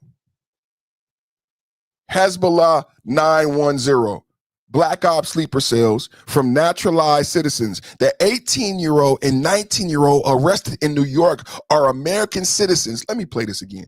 Let me scare you guys, because you motherfuckers ain't scared enough. You motherfuckers ain't scared enough. The 18-year-old and the 19-year-old are American citizens because their parents were naturalized. Who else are American citizens because their parents was naturalized? Ilhan Omar, who happens to be worth $30 million right now, and the motherfucking Somalian stole $19 billion. Ilhan Omar is a Muslim, but she married to a white man. Islam men yelled Allah Akbar. I have a question for you guys. If America were to get in a war with a country like Iraq, who would you guys defend, America or Iraq? We won't get a war. That's not permissible for us. But at the same time, Who would you defend first? We would support our brothers in Iraq. That's the only way. So you wouldn't defend America? We would not defend America. But you're American. But at the same time, listen. At the same time, America is our country because we were born here. But in our Islamic book, we're not allowed to fight with people that are against our religion. So we just take up the jail time. So you would That's not. what we do. So you would not defend America. I would go to jail instead of fighting for America. And who would you defend if we were to go to war against a country like Iraq again, America? I would go to jail. I would go to jail. I stand with my brothers in Iraq. Today, this morning. Okay, did you guys see that? Now let's go back to Scott. This discussion that we're watching on CNN he is saying that the attacks in Iran could lead to violence in America. Now, I just played you. That is recent. That is Nick Shirley in Detroit. That is Nick Shirley in Detroit with American citizens from naturalized parents who are saying, fuck America, and we are with our brothers in Iran. This gentleman is talking about possible violence. I am talking about you need to be prepared for the sleeper cell. I am educating you that you need to be prepared for the sleeper cell. Thing happened when we saw 9/11. That was because of the United States involvement in the first Gulf War, and had a long-term You're blaming effect. the U.S. I'm for not 9/11. blaming the United States. I'm saying that. Sounds like I'm it. saying that what? Well, let me finish. Sounds I'm like saying that when we take actions across the world, that there are consequences that we don't anticipate that can happen years later. No And so shit. we wonder why people are coming after us, attacking us, because we're attacking them. What did the first World Trade Hold Center on. bombing? What was the cause of that one? I'm sorry. What was the cause of the first World Trade Center bombing? I think that What was the cause of the first World Trade Center bombing? That is an excellent question. Let's look it up. What was the reasoning behind the first World Trade Center 1990? What was the motive behind? The 1993 World Trade Center bombing was carried out by a terrorist cell led by Ramzi Youssef to protest and retaliate against U.S. support of Israel. Ding, ding, ding, ding, ding, ding, ding, ding, ding, ding, ding, ding. The 1993 World Trade Center bombing was carried out by a terrorist cell led by Ramzi Youssef to protest and retaliate against U.S. support of Israel, specifically regarding its policies toward Palestine. Ding, ding, ding, ding, ding, ding, ding, ding. The attack aimed to collapse the North Tower into the South Tower, maximizing casualties. Ding, ding, ding, ding. Ding, ding, ding, ding. I love my fucking job, bro. I love my fucking job, bro. 9/11. That was because of the United States involvement in the first Gulf War and had a long-term You're blaming effect. the U.S. I'm for not 9/11? blaming the United States. I'm saying that. Sounds like I'm it. saying that what? Well, let me finish. Sounds I'm like it. saying that when we take actions across the world, that there are consequences that we don't anticipate that can happen years later. And so when we wonder why people are coming after us, attacking us, because we're attacking them. What did the first World Trade Hold Center on. bombing? What was the cause of that one? I'm sorry. What was the cause of the first World Trade Center bombing? I think that's irrelevant to this moment. He I think brought it up. Put a 1 in the chat if you think it's relevant. Put a 1 in the chat if you think the first World Trade Center bombing by a terrorist cell in America, because of how we feel about Palestine, if that's relevant, not only to their discussion, but our discussion today. Is it relevant today that terrorist cells have been successful with bombings and injuring Americans while living in America? Is it relevant today? Vote for number one, but I mean, That's not the point. we're getting away from the point. Yeah, I mean, look, I just to grievances recenter us go here. back. The whole point is that things can happen later The on. basic concept of actions and consequences, and some actions having unintended consequences. I don't know that that's really debatable. I think that's a basic principle well, of foreign let me just- policy that we've seen play out time and time again. Let's unpack that Abby Phillips who should be fired. Let's unpack that Abby Phillips who should be fired. Let's unpack that Abby Phillips who should be fired. Let's listen to that again and let's unpack it and let's defend Israel, our ally. Let's unpack that Abby Phillips who should be fired for propaganda. Remember, Abby Phillips, if you're new here, Abby Phillips lied about the 2 guys who were arrested in New York. She said they tried to hurt Zoran Mondani. They didn't. They were trying to hurt Americans. And they yell Allah Akbar, and she purposely lied. She had to do a retraction. That's why I'm saying she should be fired. I'm not just hating on her because she's a black woman. I'm saying she lied. I'm saying she lied. I'm saying she lied. Double tap it to like button. Abby Phillips should be fired. And consequences, and some. But I mean, That's not the point. we're getting away from the point. Yeah, I mean, look, I just to grievances recenter us go here. back. The whole point is that things can happen later on. Basic concept of actions and consequences, and some actions having unintended consequences. The basic concept, any intelligent people know where I'm about to go as I defend Israel. Any intelligent people know what I'm about to say. You could predict sometimes what I'm about to say because CNN, you give me a motherfucking layup. Alley oop from Abby Phillips. That was an Abby. That was an Abby. That was an Abby. Just to grievances recenter us go here. back. The whole point is that things can happen later on. Basic concept of actions and consequences, and some actions having unintended consequences. Actions and consequences. What the fuck could she be talking about? Could she be talking about Gaza bombing Israel? Holy motherfucking shit. Could she be talking about Palestine bombing Israel? Could she be talking about the motherfucking Iranian proxies bombing Israel over 180 motherfucking times?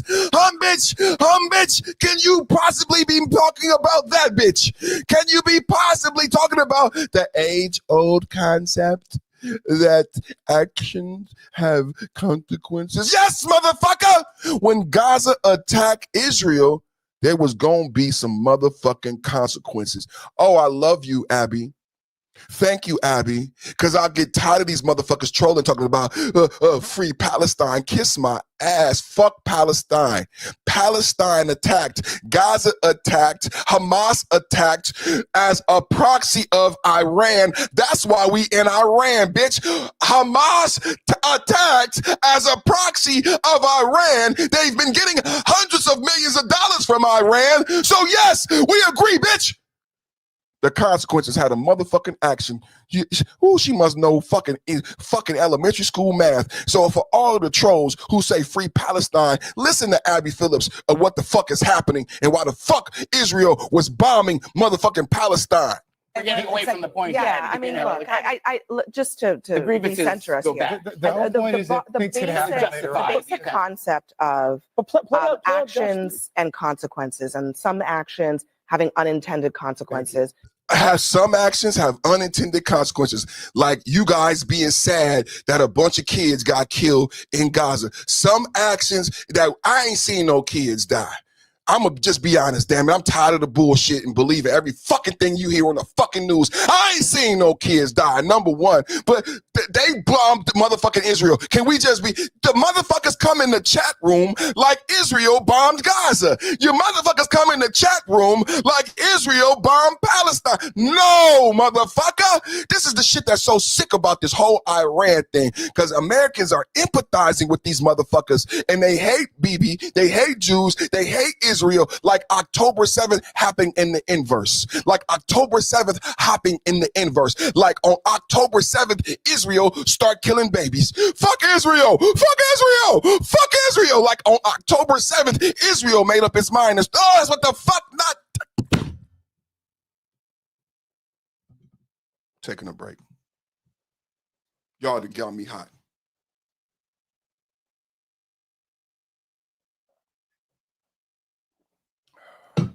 Taking a water break.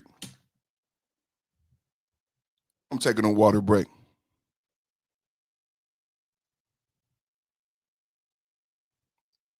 Cause it's so crazy, man. Like, I can't be the only one who understands that. I can't be the only one. And you know, you should be upset that they played you. So number one, Israel was attacked. Number one, Israel was attacked.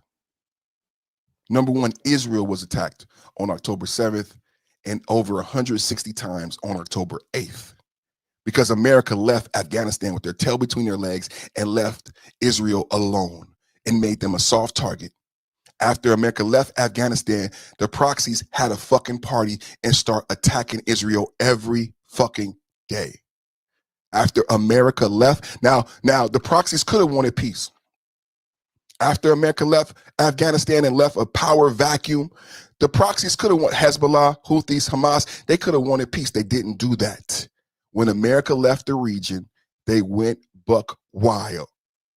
When America left the region, the Iranian proxies with Iranian billions, with Iranian missiles, with Iranian drones, with Iranian technology, with Venezuelan oil to fuel the army because they needed something to power them with Venezuelan oil back channeled to China. And God damn, is y'all listening to me? Is y'all listening to me?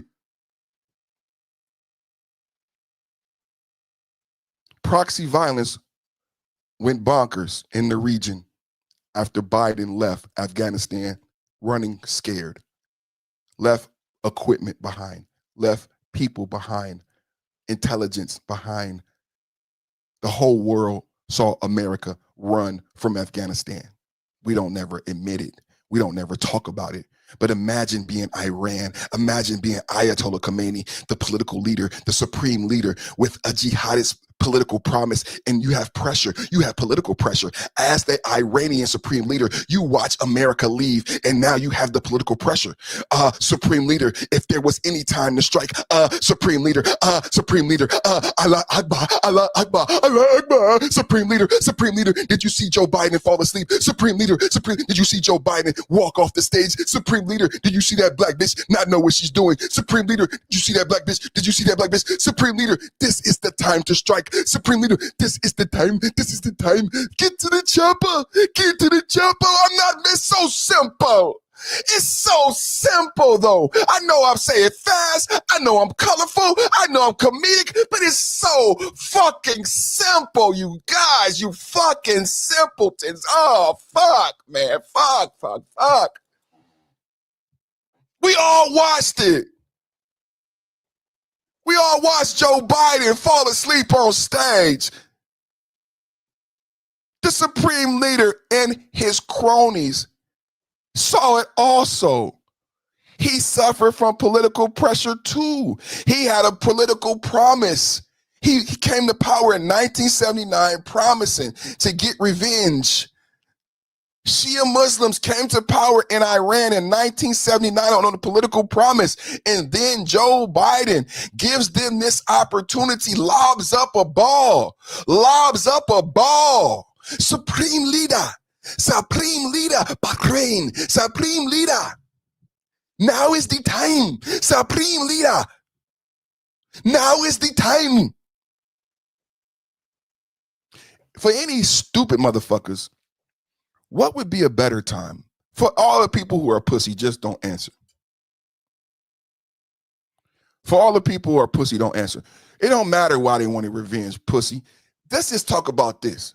If you had an enemy and you wanted revenge, what would be a better time than when they have a sleepy leader and a black woman who was a DEI hire who's not ready? Can we have a real talk? Is there anybody who want to be honest? Even if you're Democrat or Republican, is there anybody who want to have a real talk? Let's just have some real kitchen table type shit. Let's just say someone did not like you. What would be a better time to go beat up that asshole from down the street? He used to pick on me when we were kids.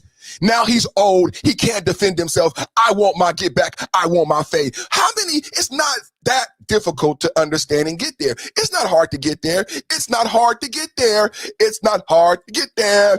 It's not hard to get there. Now you add to the fact that he's old, decrepit, and sleepy, and you add to that you just saw him run away. You go back home to your brother and say, I just saw my bully. You saw the old bully? I saw him. He's old.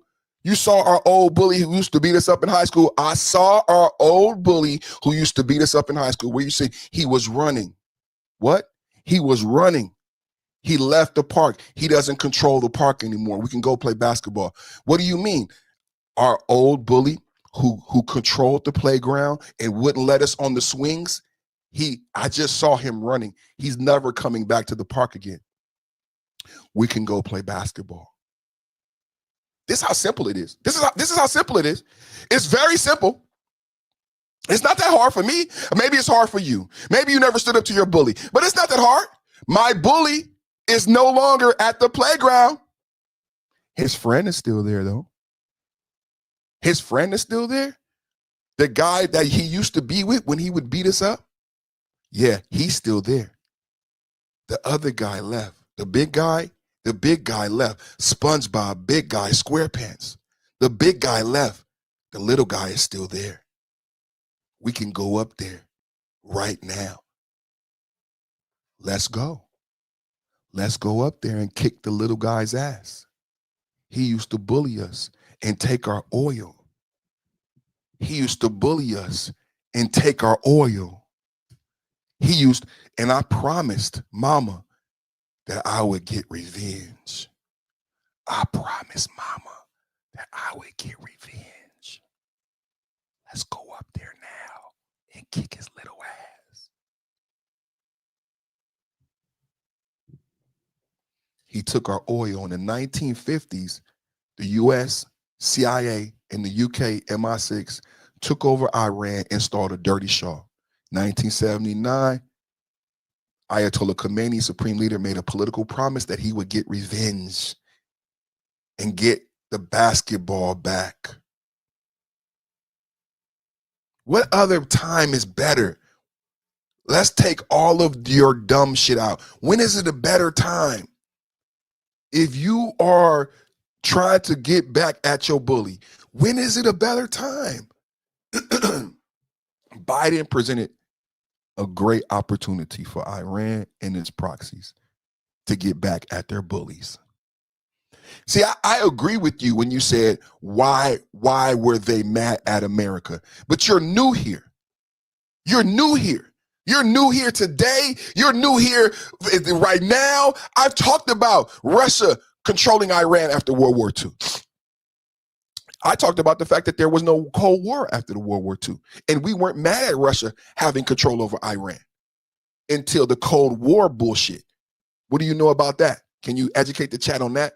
Then the Cold War bullshit comes, and then we don't want Russia to have Iranian oil. So then we go to Iran with MI6 and we take over Iran and install a dirty Shah. But before that, we were cool with Russia running Iran. And then that dirty Shah caused inflation. Same thing happening in America right now. Same thing that happened under Biden. This is how Trump comes to power. This is how Trump, if you guys wondering how Trump won. They install a dirty Shah. The dirty Shah gives all of the oil and the money to America. Joe Biden, Barack Obama come in. They give all the money to the rich people, even via the lie of healthcare, even via the lie of free healthcare. I'll give you free healthcare. Israel has free healthcare. Barack Obama gets elected. Oh, I can't do free healthcare. Mondani does the same thing. I'll give you free healthcare. Oh, can't do it. The insurance companies won't let me. Insurance companies are not in Congress. Trump didn't get pushed around by insurance companies. Barack Obama lies to the American people. Can't give you free healthcare. Insurance companies will only do it. American people, well, Barack Obama, my black Wakanda daddy, can I have single payer? Single payer, please. Can I have a single? Oh, can't do it. What did you get? You don't get free healthcare. You don't get single payer. What did you get? You got quantitative easing and you got a mandate. He expanded government. He doesn't give you free healthcare. He creates a law, a punitive law that says if you don't buy insurance and make the insurance companies trillions of dollars, I'm going to penalize you. How the fuck is that legal? How the fuck is that constitutional? That I got to make the insurance companies trillions? And if I don't do that, I'm not a good American. I want people sick and to die. And my grandmother, this and all this stupid shit. Stupid shit. If I don't agree to a fucking mandate, I'm a free American citizen. Fuck you, Barack Obama. Fuck Obamacare. I don't want no fucking mandate. I want smaller government. You can't fucking mandate me to buy shit. I'm free. You don't get free healthcare. You don't get single payer. You get fucking less freedom. And more laws and less money, and they got trillions.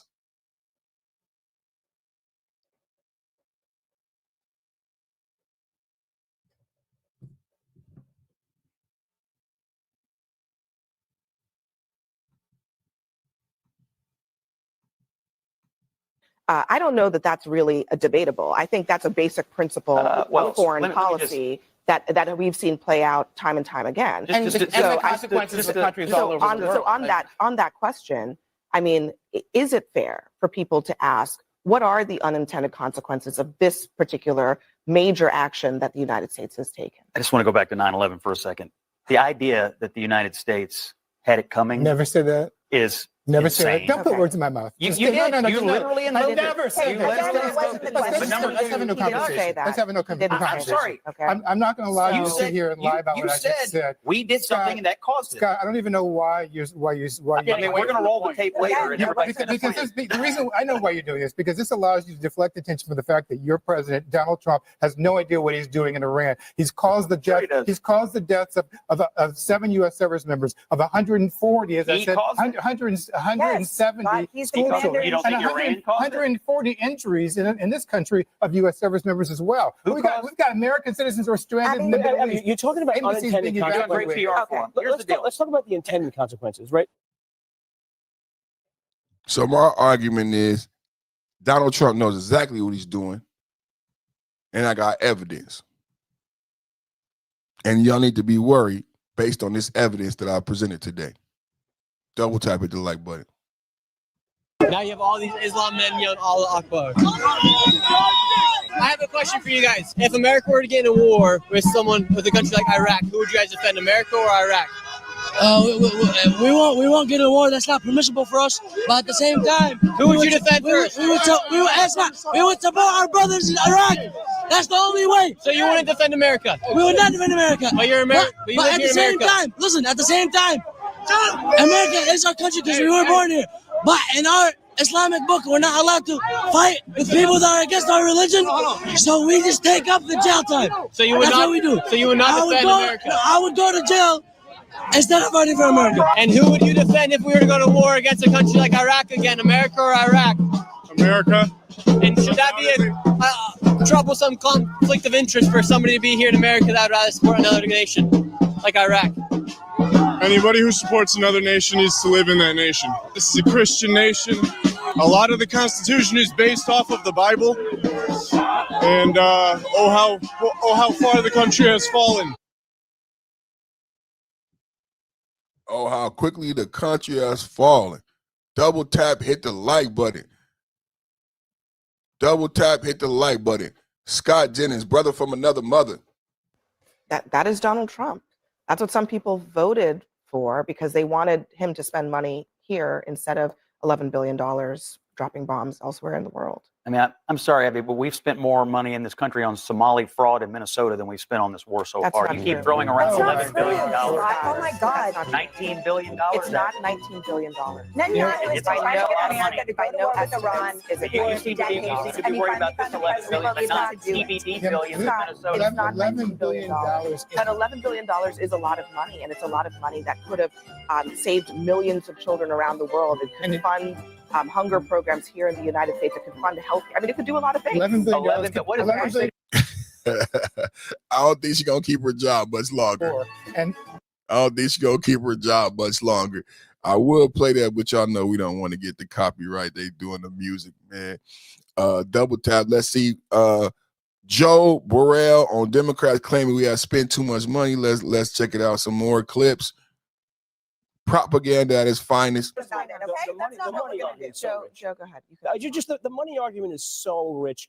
You know, the money, how much we spent, 11 billion so far. We gave Ukraine $188 billion to prosecute their war, and the reaction from the left is to even give more money, to fund more money, spend more money in Ukraine. So yeah, it cost $11 billion. I'd rather the United States spend $11 billion, maybe $20 billion, maybe 30. $11 billion if it results in, and I'll put the caveat, if it results in either the regime changing, which is not happening, or the inability of them to possess nuclear. Okay, but just Biden, okay? The money argument is so rich. Joe, go ahead. Just the money argument is so rich. You know, the money, how much we spent, 11 billion so far. We gave Ukraine $188 billion to prosecute their war, and the reaction from the left is to even give more money, to fund more money, spend more money in Ukraine. So yeah, it cost $11 billion. I'd rather the United States spend $11 billion, maybe $20 billion, maybe 30. $11 billion if it results in, and I'll put the caveat, if it results in either the regime changing, which is not happening, or the inability of them to possess nuclear. Okay, but just Biden, okay? The money argument is so rich. Joe, go ahead. Just the money argument is so rich. You know, the money, how much we spent, 11 billion so far. We gave Ukraine $188 billion to prosecute their war, and the reaction from the left is to even give more money, to fund more money, spend more money in Ukraine. So yeah, it cost $11 billion. I'd rather the United States spend $11 billion, maybe $20 billion, maybe 30. 11 billion. Put a one in the chat if you think it's worth it. We gave Ukraine $300 billion, and Hillary Clinton just said we need to give them more Tomahawk missiles. Huh? Put a one in the chat if you think it's worth it. Wanted him to spend money here instead of $11 billion dropping bombs elsewhere in the world. I mean, I'm sorry, Abby, but we've spent more money in this country on Somali fraud in Minnesota than we've spent on this war so far. Not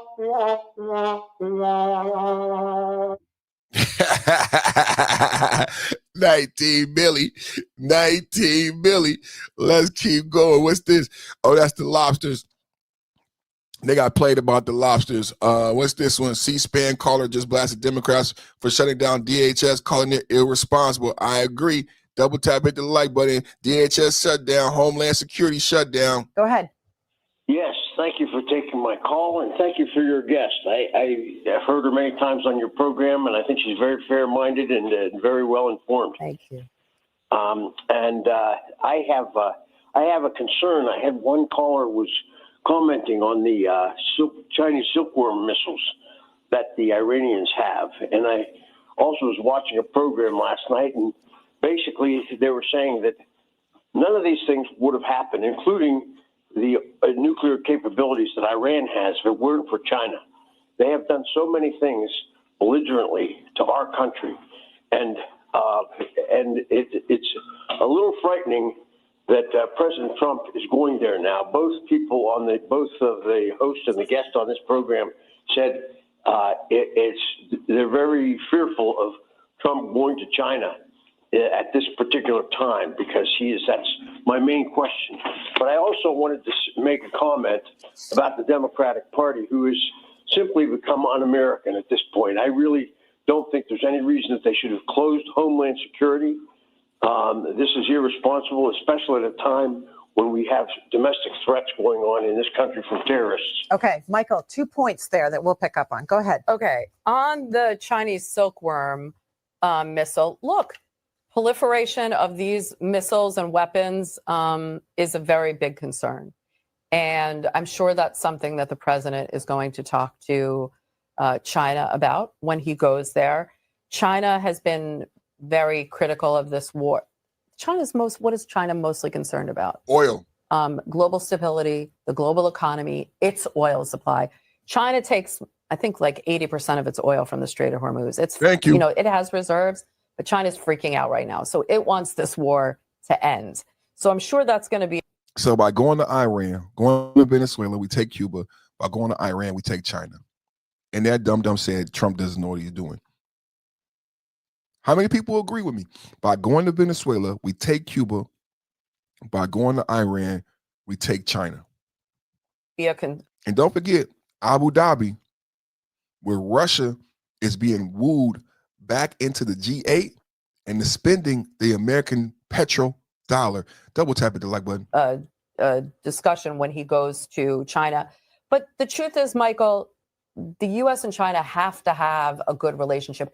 There's not one issue, domestic or international today, that the U.S. and China are not intertwined.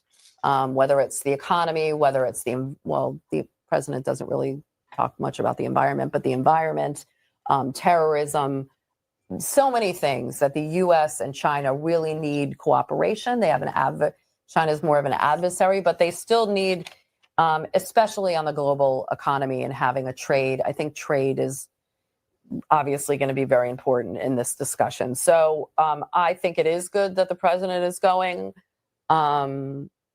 Maybe now isn't the greatest time, but these visits are set in stone, for months and, since the president took office. So that's on China. Look, on the homeland security, there are a lot of concerns. We're at war. Iran is the greatest state sponsor of terrorism. There are believed to have Iranian cells here in the United States. Hezbollah 910. Can I get Hezbollah? I'm gonna put it myself because this is what my whole show is today. And I love when I put up these videos supporting my argument. Yes, that's what I'm teaching my audience about. Is about the lack of response from Gavin Newsom. The lack of honesty from Gavin Newsom is appalling. The lack of honesty from Gavin Newsom is appalling. Hezbollah 910 are black op sleeper cells. And if you think that I'm lying about black op sleeper cells, just look at this. Now you have all these Islam men yelling Allah Akbar. I have a question for you guys. If America were to get in a war with a country like Iraq, who would you guys defend, America or Iraq? We won't get in a war. That's not permissible for us. But at the same time, who would you defend first? We would support our brothers in Iraq. That's the only way. So you wouldn't defend America? We would not defend America. But you're American. But at the same time, listen. We would not defend America. We would not defend America. We would not defend America. I can't make this shit up. I'm talking today about Hezbollah 910 sleeper cells, the attack in New York, the attack in Austin, and what potentially you need to be prepared for. But Gavin Newsom said no reason. Gavin Newsom, don't watch. Gavin Newsom, don't look at this, Gavin Newsom. Don't worry, Gavin Newsom. Rockabye, baby. Rockabye, baby. On the treetop. No water in the fire hydrants, so you'll burn till you drop. Don't watch, Gavin Newsom. Now you have all these Islam men yelling Allah Akbar. I have a question for you guys. If America were to get in a war with a country like Iraq, who would you guys defend, America or Iraq? We won't get in a war. That's not permissible for us. But at the same time, who would you defend first? We would support our brothers in Iraq. That's the only way. So you wouldn't defend America? We would not defend America. But you're American. But at the same time, listen. At the same time, America is our country because we were born here. But in our Islamic book, we're not allowed to fight with people that are against our religion. So we just take up the. So the Islamic book supersedes America and American principles. I don't think you should be American. I don't think you understand what it means to be American. Did you guys just hear that? I got to play it again. Should I slow it down? He just said his Islamic book, his Islamic principles and religion supersedes his allegiance to America as a country. That sounds like someone who shouldn't be American, right? I could be wrong. Y'all could disagree with me in the chat. What did you hear? But at the same time, listen, at the same time, America is our country because we were born here. But in our Islamic book, we're not allowed to fight with people that are against our religion. So we just take up the jail time. So religion is first. Religion is first. Not America. Hashtag America first in the chat. Hashtag MAGA knows the climate. Hashtag Trump news. Hashtag Trump 2026. Hashtag get a life, bitch. That's what we do. So you would not. Brothers in Iraq. That's the only way. So you wouldn't defend America. We would not defend America. But you're American. But at the same time, listen, at the same time, America is our country because we were born here. But in our Islamic book, we're not allowed to fight with people that are against our religion. So we just take up the jail time. So you would That's not. what we do. So you would not defend America. I would go to jail instead of fighting for America. And who would? I would go to jail instead of fighting for America. I would go to jail instead of fighting for America. So when she says these cells here, one more time.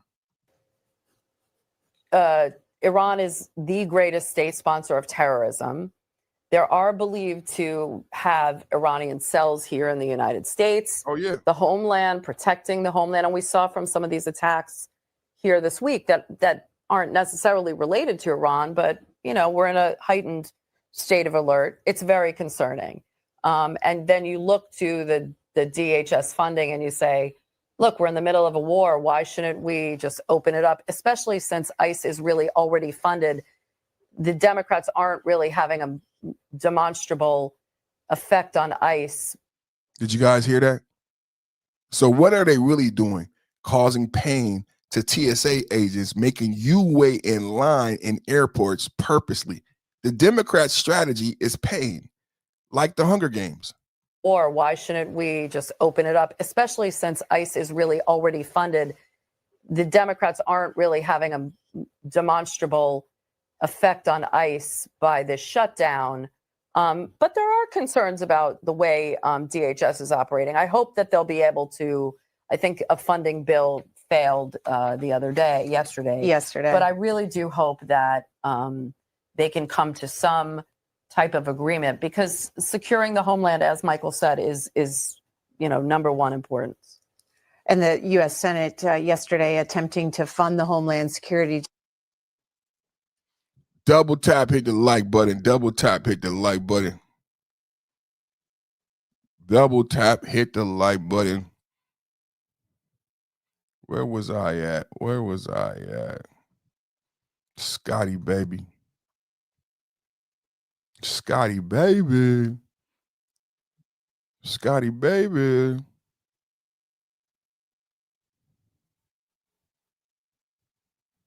What else we got here?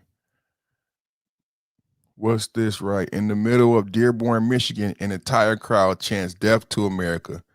This is what I've been talking about today, you guys. Hezbollah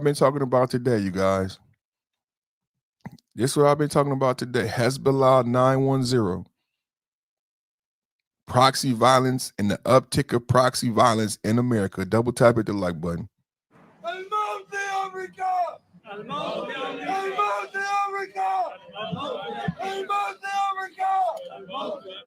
Not a great look.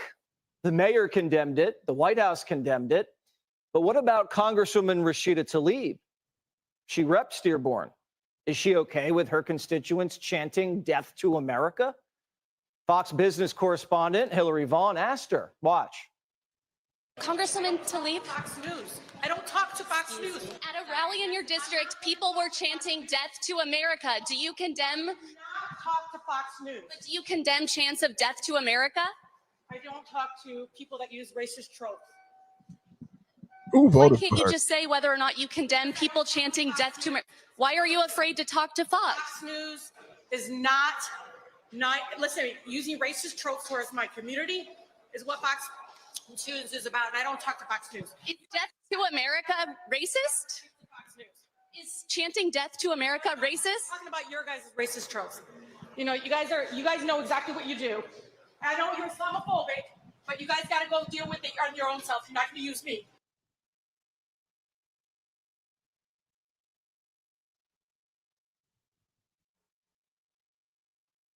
Who voted for her? I think the squad is done. The squad is done.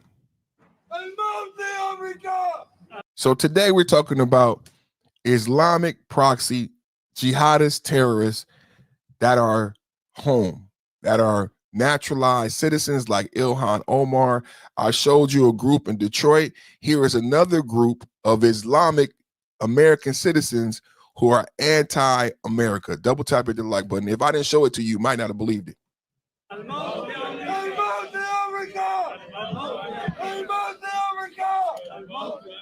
Not a great look. The mayor condemned it. The White House condemned it. But what about Congresswoman Rashida? Tammy says, did you hear that each cell has 1,000 in each from the Biden border? I totally believe that. I'm not, Tammy, I know you love me. I'm not just doing this to do it, Tammy. This, you know, I get emotional about shit. I get triggered. And you could tell when I'm excited, my voice, while I'm excited, I'm triggered by this shit. I'm triggered by that 18-year-old and that 19-year-old who drove from Pennsylvania because I know what it's like. A lot of people haven't done a violent act. I used to be a piece of shit, Tammy. So I know what we're dealing with. Do you know what it means that they drove from Pennsylvania to New York?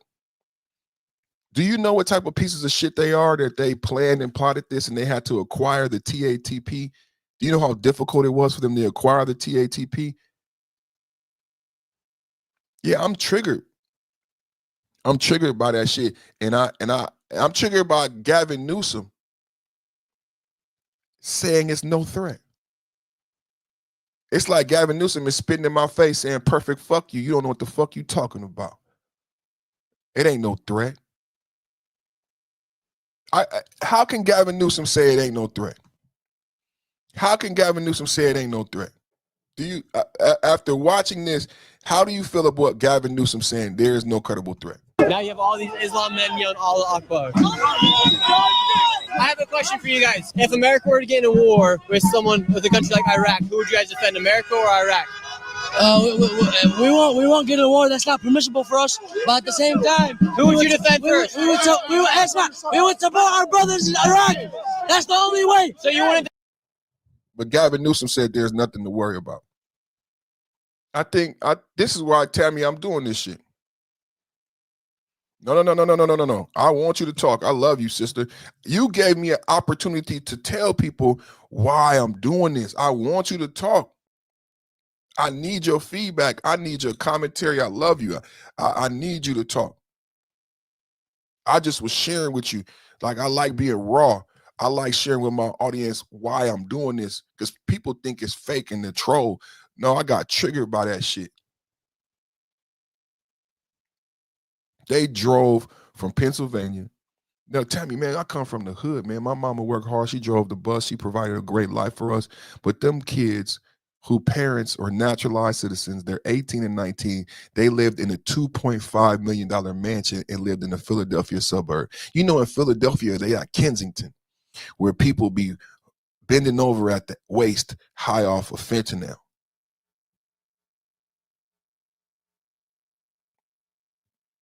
And these kids lived in a $2.5 million mansion in Philadelphia.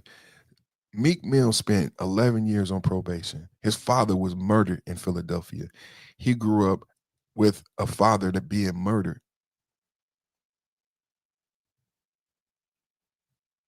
But these two kids, born in America from naturalized parents, lived in a $2.5 million house, never knew any poverty, never knew any strife.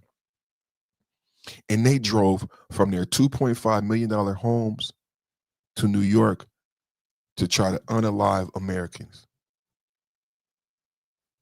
And if people don't understand and believe how and why that happened, is why I'm showing this video. All these Islam men yelling Allah Akbar. I have a question for you guys. If America were to get in a war with a country like Iraq, who would you guys defend, America or Iraq? We won't get in a war. That's not permissible for us. But at the same time, who would you defend first? We would support our brothers in Iraq. That's the only way. So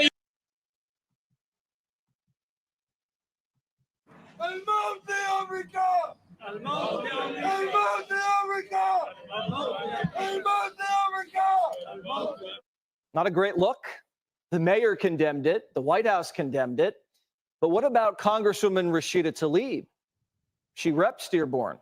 Is she okay with her constituents chanting death to America?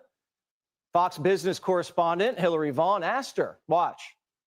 Congresswoman Tlaib, Fox News. I don't talk to Fox News. at a rally in your district, people were chanting death to America. Do you condemn? Not talk to Fox News. Do you condemn chants of death to America? I don't talk to people that use racist tropes. Why can't you just say whether or not you condemn people chanting death to America? Why are you afraid to talk to Fox? Fox News is not listen, using racist tropes towards my community is what Fox News is about, and I don't talk to Fox News. Is death to America racist? Fox News. Is chanting death to America racist? I'm talking about your guys' racist tropes. You know, you guys know exactly what you do. I know you're Islamophobic, but you guys got to go deal with it on your own self. You're not going to use me.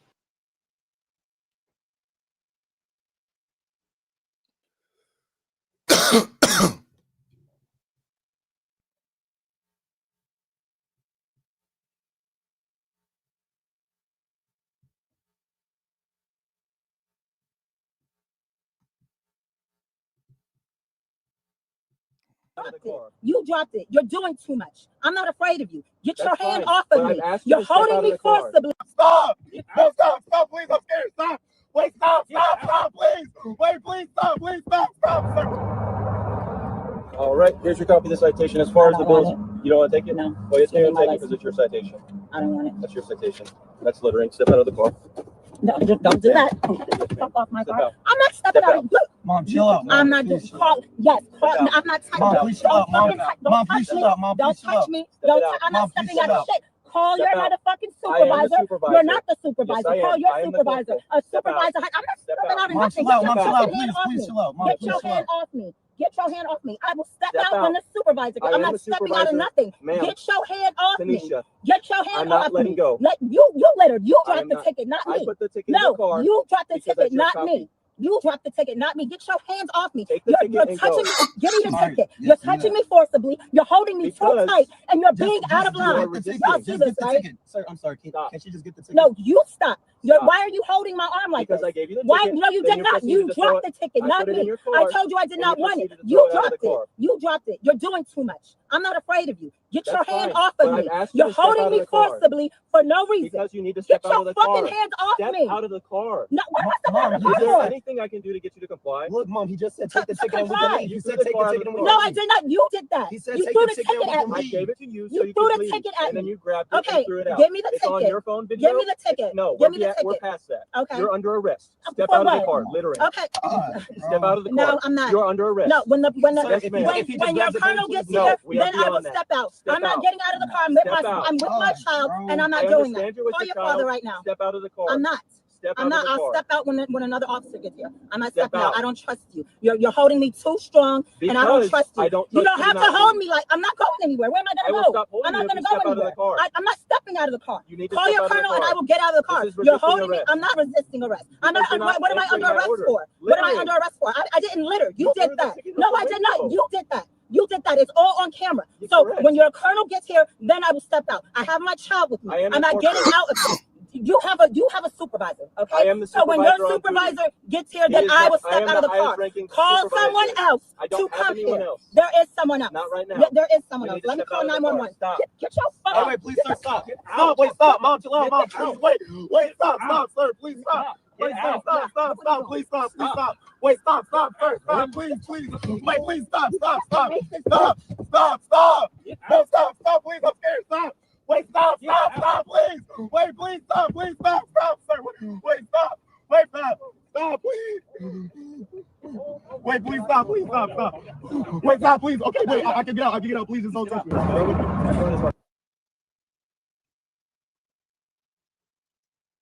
Have you guys seen this? Wow. Stop, please.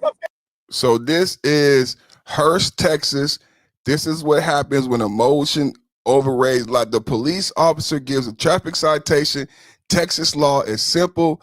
Signaling the ticket is not an admission. Signing the ticket is not an admission of guilt. It's only a promise to appear in court. Refusing to sign allows the officer to arrest you. This is Hurst, Texas, where a driver was pulled over by a police officer, given a ticket. The driver refused to sign the ticket. The driver happened to be in the car with their child and did not comply. Put a 1 in the chat. Do you think the officer is correct? Put a 1 in the chat if you think the officer is correct. Stop. Wait, stop, please. Wait, please, stop, sir.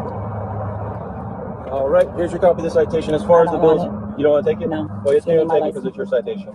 I don't want it. That's your citation. That's littering. Step out of the car. No, don't do it.